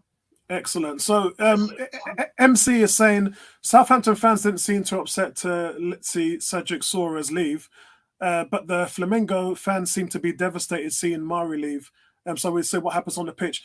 In fact, some Southampton fans were up in awe when Soares left because they've been trying to sign him on a contract for the last 18 months and he's not played ball because he wanted to play for a bigger team. He was one of the biggest reasons after they got beaten 9-0 by Leicester. He was one of the biggest reasons why they have been playing really well. And when he came to the Emirates in the 2-2 draw against Arsenal, he ripped us apart. We couldn't deal with him. So I think he's got a lot to show. The problem there is, MC, is when your contract's winding down, the fans start to show distaste for the player. A few Arsenal fans did with Ramsey, and we moved that onto the front office. We took all of our Ramsey frustrations and blamed the Kroenkes. Actually, that wasn't down to the that wasn't the Kroenkes' fault as far as I'm concerned. That was down to Emery. When Emery came in, if people remember, Emery came in and said that he will build a team around Ramsey. Next thing you know, I'm selling your backside. And remember, and most importantly, Wenger had put a contract in place for Ramsey. It was Emery that withdrew that contract offer. That was the final nail in the coffin. That was the one that made Ramsey say, okay, you clearly don't value me, so I'm going. And that was all on Emery. The agreement done with Wenger and Ivan Gazidis was there on the table. Ramsey knew it. And in one way, it's actually Ramsey's fault because he should have signed it when the deal was there. He decided to leave it and see if there was anything more lucrative, and there was. He's getting 400,000 euros a week. That's much more lucrative than what Arsenal was offering. But you know what? All these things work out. I always remind people that, look, guys, I know we've moved out of the EU, but at the moment, when everything was going on, Ramsey was an employee of Arsenal Football Club. He's free to go and do what he wants. If somebody offered you period right exactly, if somebody, guys, and this is all of you in the chat, if somebody tripled your wages and asked you to come to Italy where the weather good and everything's sweet, you'd go too. So you know, it's a short career. It is a short career. When Henry and Fabregas went to Barcelona, they weren't thinking about Arsenal when they left. These things happen, guys. It's just the way of the world. It's just the way it is. Yeah. We've got James saying they agree last year's his budget has to be dropped. Yeah. And listen, this is what I want to cover. James is also saying like Walcott. Now Walcott, if you take out Raheem Sterling, Walcott has been the most productive winger in the Premiership over the last 5 years, even 10 years. We can go back 10 years. No, but he's a centurion. He scored 100 goals for Arsenal. We have right now players in our team, and this was the big thing I had with Iwobi. When we had Welbeck and Iwobi, I turned around to Arsenal fans and I said, look, this is all great, but they ain't giving you no return like Walcott did. Yeah, Walcott was banging goals in left, right, and centre. The year Walcott left, he had 19 goals in 27 games. And here we are talking about the strikers are getting no support. So what do you think this team needs? Yeah, big shout out to you, James, because that's a very intelligent statement, because a lot of Arsenal fans dog Walcott out because he had a shit first touch. I don't care how bad his first touch was. It's when the ball ended up in the back of the net. Yeah, I'd be wearing Walcott T-shirts, everything, because that's what you judge a player on, production. And all these players like Oxlade-Chamberlain in the last 5 years for Arsenal had 7 goals. Don't believe me? Look at the stats. But whose fault was that, though? The player just hadn't developed. It just, under Wenger, Yeah, and you know, Walcott was playing under Wenger as well. The fact is, Walcott, regardless of his shortfallings, he banged goals into the net. He's an Arsenal centurion. Only 21 players in the history of Arsenal Football Club have managed to achieve 100+ goals. And Walcott is one of them. Fact. Yeah. So you can say what you want about the player. The fact of the matter is, he has stamped his authority on the history of this team, and we need a player. That's why I was so excited for Pepe. Because Pepe is one of them men that I know can be that type of Walcott player. Yeah? I think he will. So Emryan says, I love that name, Emryan. I'm loving this. He says, Laka should had extra incentive to perform. Yeah, he did, because remember, he can't score away from goal, and he hasn't scored in nine games. To perform so that he can get into the France Euro squad. Yeah, good point. The fact that he's been very poor is worrying. Yeah, bro, listen, as far as I can see, his Euros is done. And look, he might be chosen. You never know. You never know. On this form, how can he? He's not scoring goals. Yeah. T is but he's saying got the good same work thing. rate though. Yep, true. Jalse, good to see you in the chat again, Jalse. Jalse saying, was Emery really handling the contract negotiations? Because what you can say about Sanchez and Wilshere and Gazidis, yeah, he believes it should have been held for more, and the problems at the club as well, name signed under Wenger. I think it's important to understand that Dick Law and Wenger was doing all the negotiations. Once they left under the new front office with Vinay and Raul Sally, they brought Hus Fahmy in from Team Sky, and he was the person that straight away gave Ozil the 350 grand. He gave Mkhitaryan 200 grand a week. He gave Aubameyang 200 grand a week. All those problems, as far as contracts goes, were fixed with Hus Fahmy, who is still in place, doing the job that we know he can do really well. The Ramsey thing is an anomaly. It will never happen again. They've made a statement to say people who are running down their contracts, it ain't going to happen. You've got 2 years left. You sign or you leave. So, well, that actually reminds me of Auber as well, because he's got 18 months left on his contract. Yeah. They need to hurry up and either sell him or get him signed to a new contract. Yeah. We just need a player who's going to do what Walcott did. And we've got that in Pepe. As Jalse says again, the thing with Pepe is he holds onto the ball too long and he doesn't make them darting runs behind the back line of defence. How many times did we see Walcott do that? He just took on that right. He used to put the fear of God into left backs, because he would just dart behind them. They couldn't track him. And then he look on YouTube. Look at all of Walcott's goals on YouTube and see how many times he had one-on-ones in front of the goalkeeper. That was because Walcott's movement. Remember, Thierry Henry took Walcott under his wing and trained him in his timing, how to make his runs and everything else. We need Arteta to do that with Pepe. It's as simple as that. Pepe needs to learn how to make that. James has got the shirt. He's got the shirt. Yeah, Pepe's going to be that man, yeah? Pepe is going to be that man. I think he will. Yeah, Pepe's going to be that man, yeah? And Walcott was much better than Pepe at Pepe's age. Yeah. Give him time. Give him time. Pepe is not one of those players that's hit the ground running. He needs time. If you recall, I said earlier in the season that people were slating Pepe. Oh, we wasted 72 million pounds, blah blah blah blah blah. Give the boy time. Yeah, and listen, Pepe last season, Pepe had 21 goals, 23 goals, 11 assists. Theo Walcott in 2013 had 21 goals and 14 assists. And the biggest beneficiary to that was Robin Van Persie, who scored 37 goals. Yeah. And Walcott did that in the Premiership. Pepe did that in France. What we, people have been saying, there's another Gervinho. Listen, we want to see what he does in the Premiership with some coaching. Pepe's got huge talent. He's a big dude. People, listen, do you know how tall he is? He's 6 foot.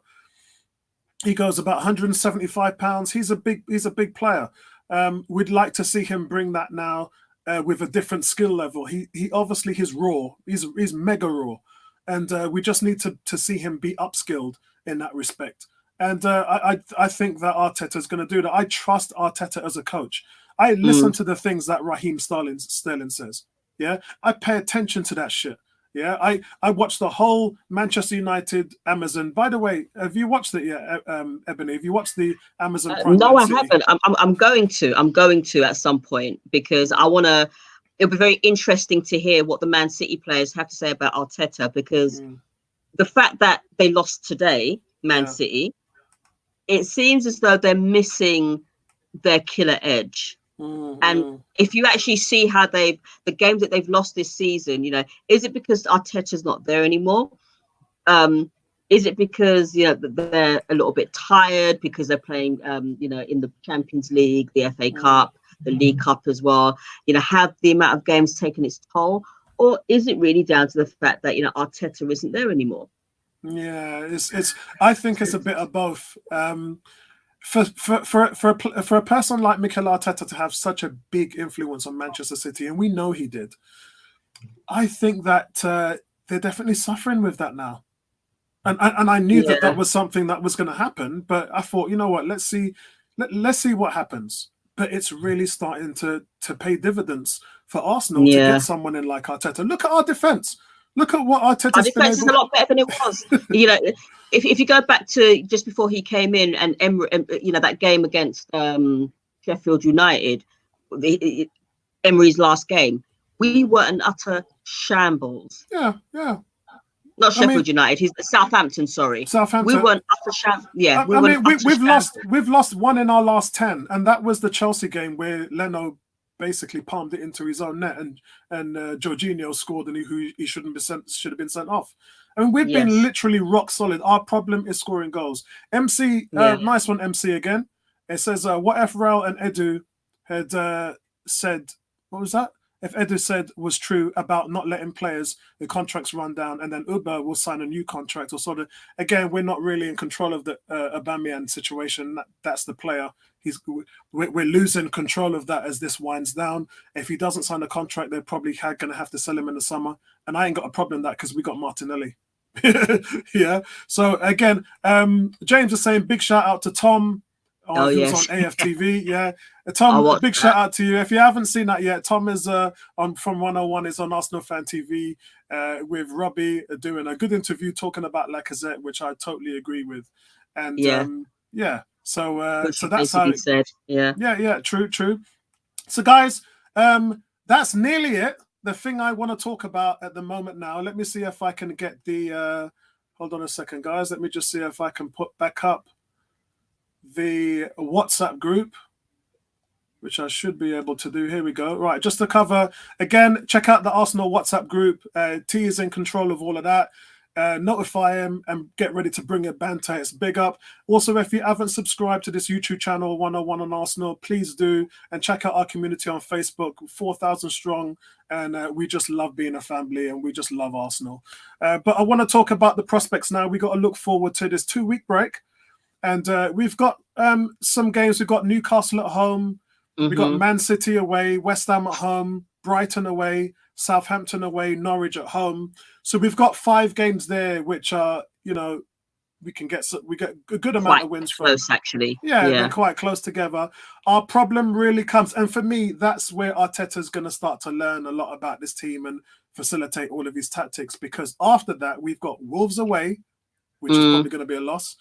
Leicester at home, can't see us winning that. Spurs away. We'll win that. When was the last time we won at their place? Don't care. We'll win that. Liverpool at home.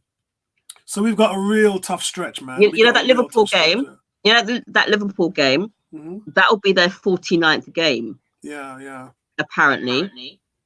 And I think if we actually get ourselves together properly and defend well and take our chances, we can beat them. Yeah, we can actually stop. We can stop their unbeaten run. Yeah. Somebody has to, man. It's got to be us. Yeah. Someone's got to. It's got to be us. Because we can't lose. Because that's all practically we've got left now. The unbeaten season. That's all we've got left, really, right now. Apart from the 3 FA Cups in the last 5 years. So we could potentially beat them.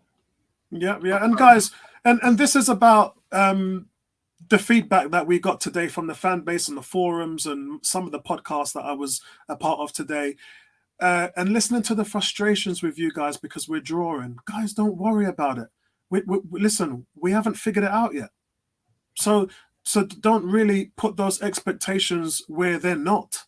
Yeah, we've been so great as a fan base to get behind the team and get behind Arteta. I'm really proud of the fan base for that. I didn't think we had it in us, to be honest, because I know how toxic this fan base can be. And I think we've been amazing. I think in the Emirates, I think we've been the loudest we've been in years. And I think we've been totally behind the manager. We've been supportive of the players. And talking about top four now, guys. Listen, if it happens, it Forget it. happens. Yeah. Forget it. No, Don't you have to be expect. realistic. Yeah, Arsenal fans agreed. have to be realistic. You know, we're not making top four. I think we're way too. We potentially we could, but that would mean other teams having to drop points. Yeah, And yeah.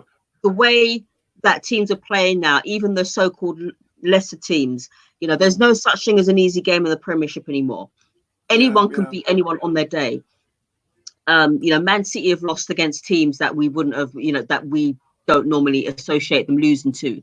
So, you know, anything can happen, but I don't want us to be that team that has to rely on other teams to drop points. I want us to go out there every game to win. It's not our divine right to win, but I expect us to win every single game. I expect us to play, and considering that we've been defending well, and considering that, you know, our strikers have had chances on a plate, I expect them to put them away all the time. It doesn't happen, and we have to be realistic. You know, winning the league, obviously, you know, we're about 30 odd points behind Liverpool, so forget it.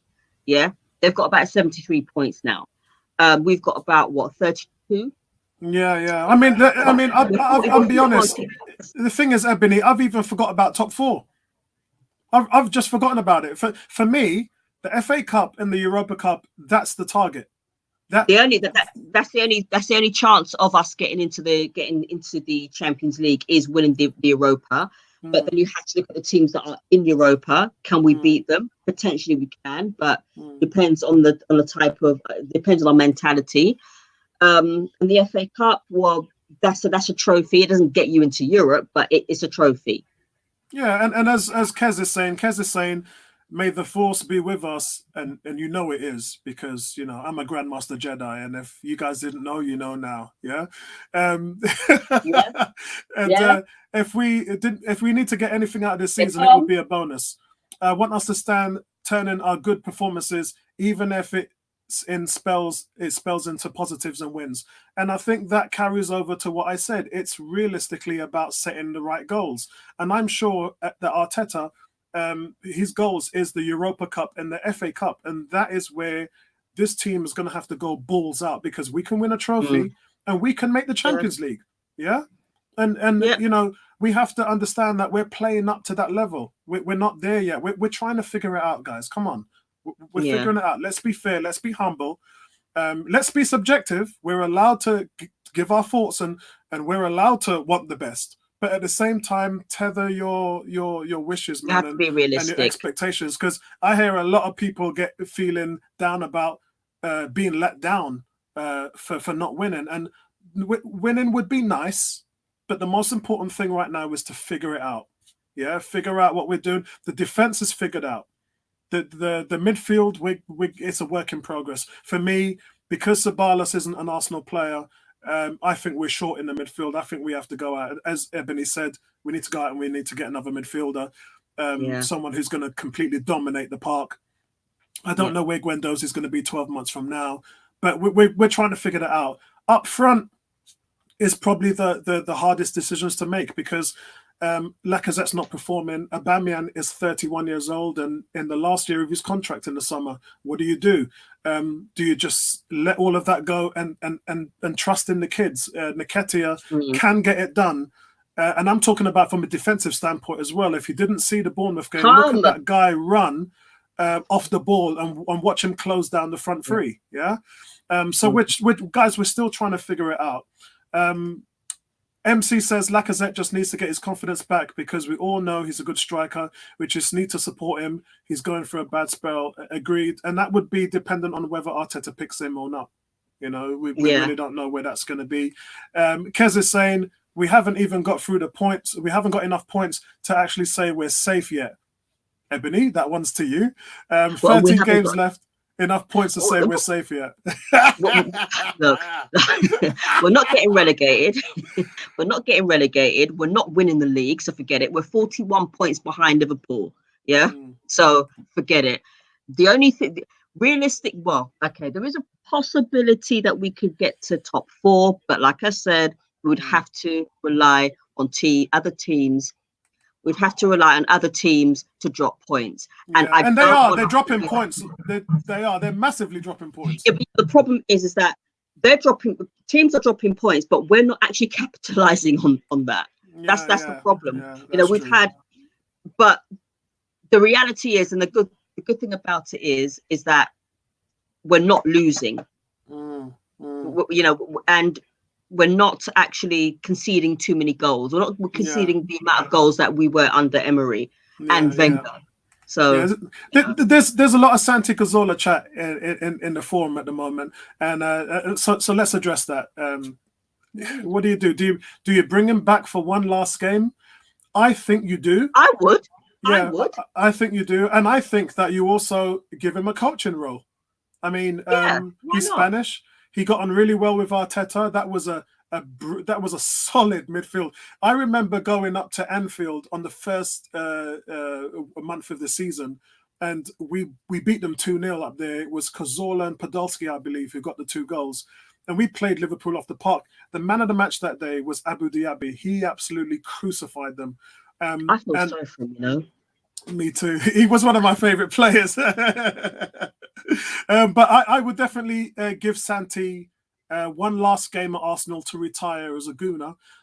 Remember, Santi's played a lot of places, Malaga, Villarreal, but he's only really ever been successful at Arsenal when he won the FA Cups. He's an FA Cup winner with Arsenal. So for him, his memories are definitely close to his heart at this club. And I believe that you do it. The only factor there, is that the people that was here in 2013 when Santi was here are not here anymore. There's no Wenger, there's no Ivan Gazidis.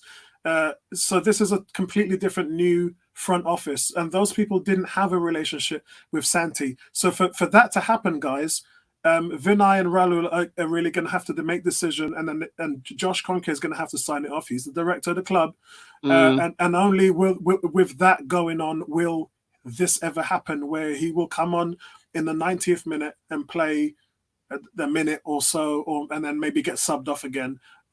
It's something that I really wish they would do, but they don't have to do it because they owe the player nothing. They're not affiliated with him. What do you think about that, Ebony? I think that, as I love Santi, still do. I like what he's doing in Spain.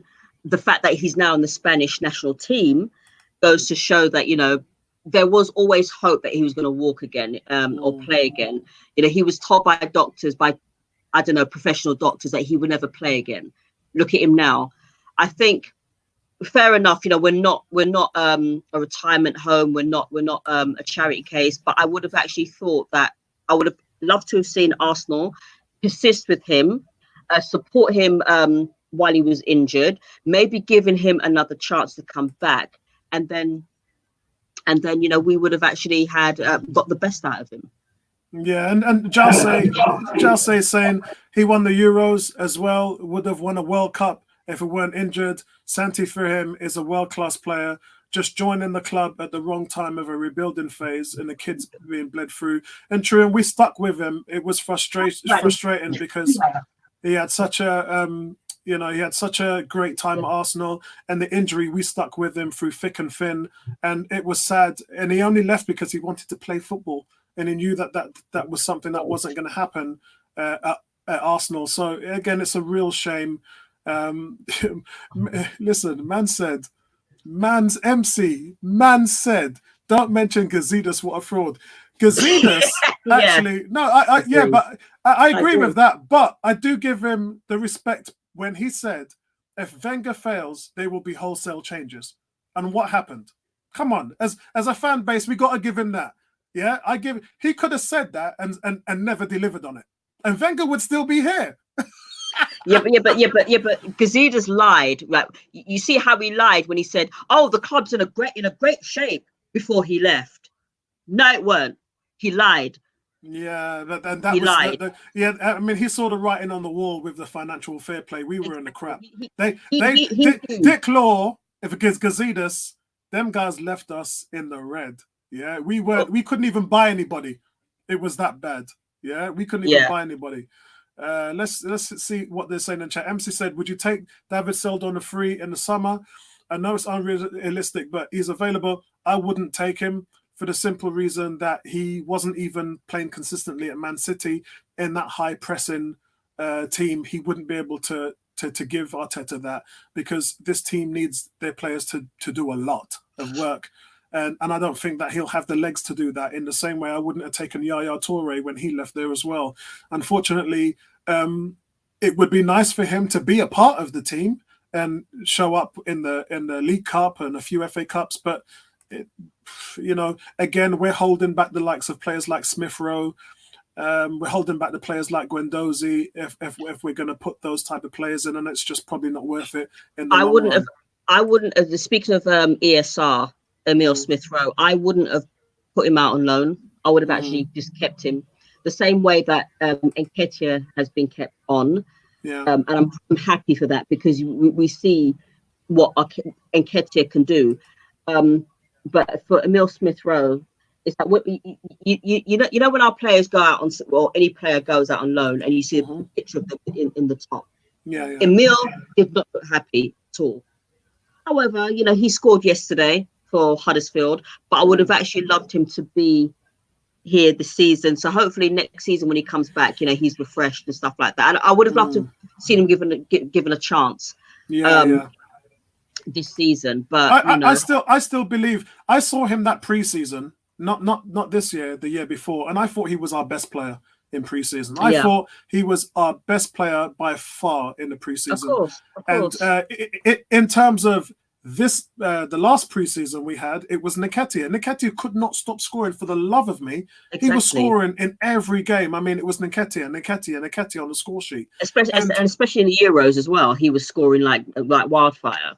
Of course, and the thing is, and then you bring it, you put him to Leeds, you send him to Leeds on loan. He becomes their second top scorer with 5 goals, and he spends half of his time on the bench.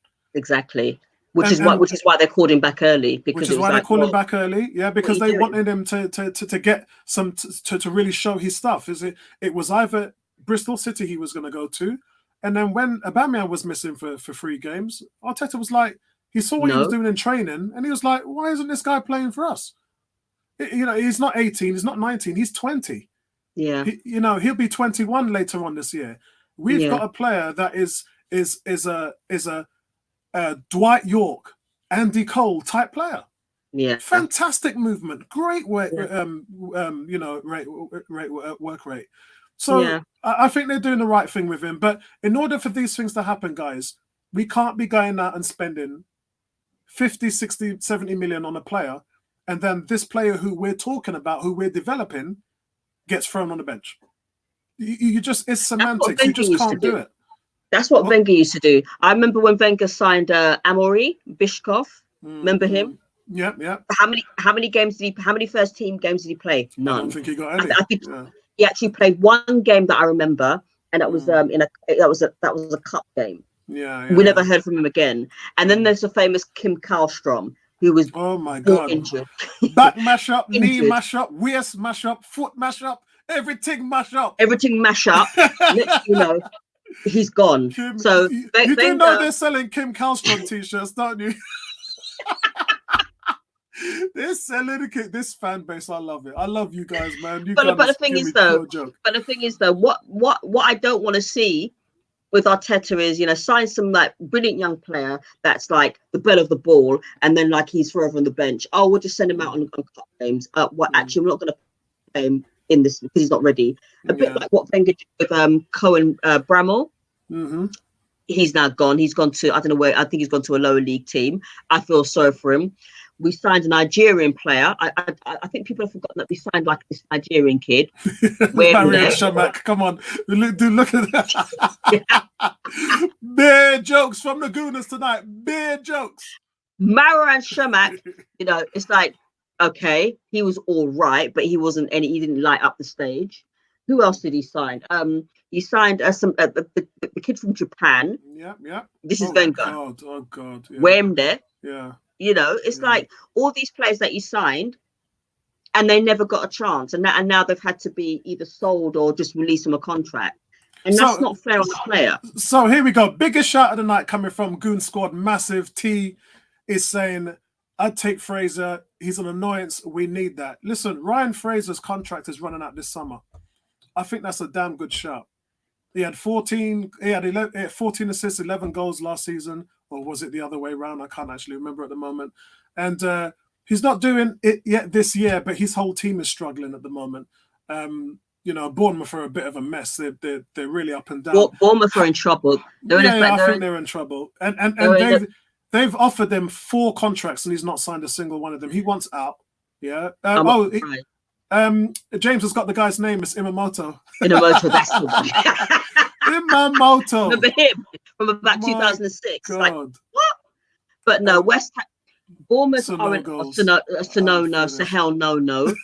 And then you had Wemnium, Jovino.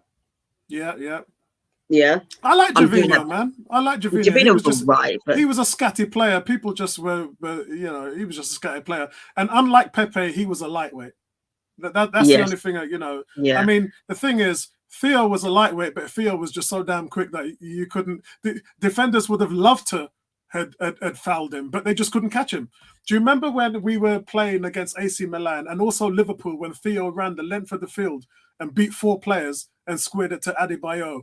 The Liverpool, you know, those players they were trying to foul him. They just couldn't lay a hand on him. Yeah. But yeah, Jovino was a lightweight, man. Oh my God, James, you went there. James, Jeffers, please. James, you went there, man. The fox in the box. James, I've got to put a pound in the jar now because you've got to mention Francis Jeffers. I've got to put a pound in the jar, bro. The fox in the box. Oh, but you're redeemed because Jeffrey Adelaide was the best thing that had come out of our academy in the last 2 years. I was a big fan of his, and I was gutted when we let him go. And look what he's doing now. He's ripping up Europe. Anyway, look. And the other player that Wenger signed was Jeremy Aliadier. Ah, it's funny. Listen. I wonder if you can whisper this. Nobody's mentioned Serge Gnabry at the moment, which is, let's kind of keep that on. Don't even go there. Don't even. Had we kept him, we'd be higher up the table. Oh, Serge Gnabry, what? Wenger got rid of him. He would have replaced he would have been the perfect Walcott replacement. Like, snap your finger, bang. But, I mean, I don't know. You miss him. I mean, people know that Ronaldo could have played for Arsenal. Mbappe could have played for Arsenal. These things just piss me right off. But anyway, man. I tell you what pisses me off. Well, Cristiano Ronaldo could have played for us, and Messi could have played for us. Then just shut up. Then just shut up. Please. And the worst thing about it was Mbappe wanted to come to Arsenal. It was his dad that didn't make him sign. I mean, how's that, man? Boy, your pups, you know, your pups. Yeah. Listen, guys, we've had our last session, which is the fan topics. So appreciate you guys. Always fun to do the feedback with you guys and air it out to the world on YouTube so everyone knows what you're thinking. It's great fun. And I want to thank you guys. This is episode 6 of 101 Weekly. Appreciate it. Subscribe to the channel if you haven't subscribed already. Big thanks to Tony Cox, who's had to leave early today, but you can see him back here next week as well. Not sure yet whether we're back next Sunday or Monday. There's no football as well, so it might just be Monday where we talk about the events of the week. And then it will be a big fan thing next week because, again, as I said, there's no football. So I'm going to have to think of something smart to come up with in order to script what we're going to talk about. Big, massive thank you, as always, Ebony, my partner in crime. Thank you very much. Thank you very much. For your input today. And guys, please subscribe to her on Facebook. On Facebook. Can you catch you on Twitter as well? Ebony Kingston, Twitter, just leave a comment. I mean, I'm not on Twitter as much as Facebook. I'm always posting something political or anti-racism or something that gets my goat or something I'm happy about. Thank you, Bullion, on Facebook. Excellent. So, yeah. Brilliant, guys. So, listen, guys, so that's it from me. My wife's going to forgive me now because I'm going to go in and finish that roast, which I didn't have the time. Listen, the roast was steaming hot, It was steaming hot. Didn't even barely get 2 bites. And the glass of... She's probably finished the bottle of wine. But anyway, listen, I appreciate you guys. A lot of fun doing these weekly podcasts, and I appreciate your time. And listen, Utu Thanks, be guys. Utu be Aguna. And as I say from my videos, back your team. Back your team. All right, guys, man. Peace out. See you later, guys. Thanks.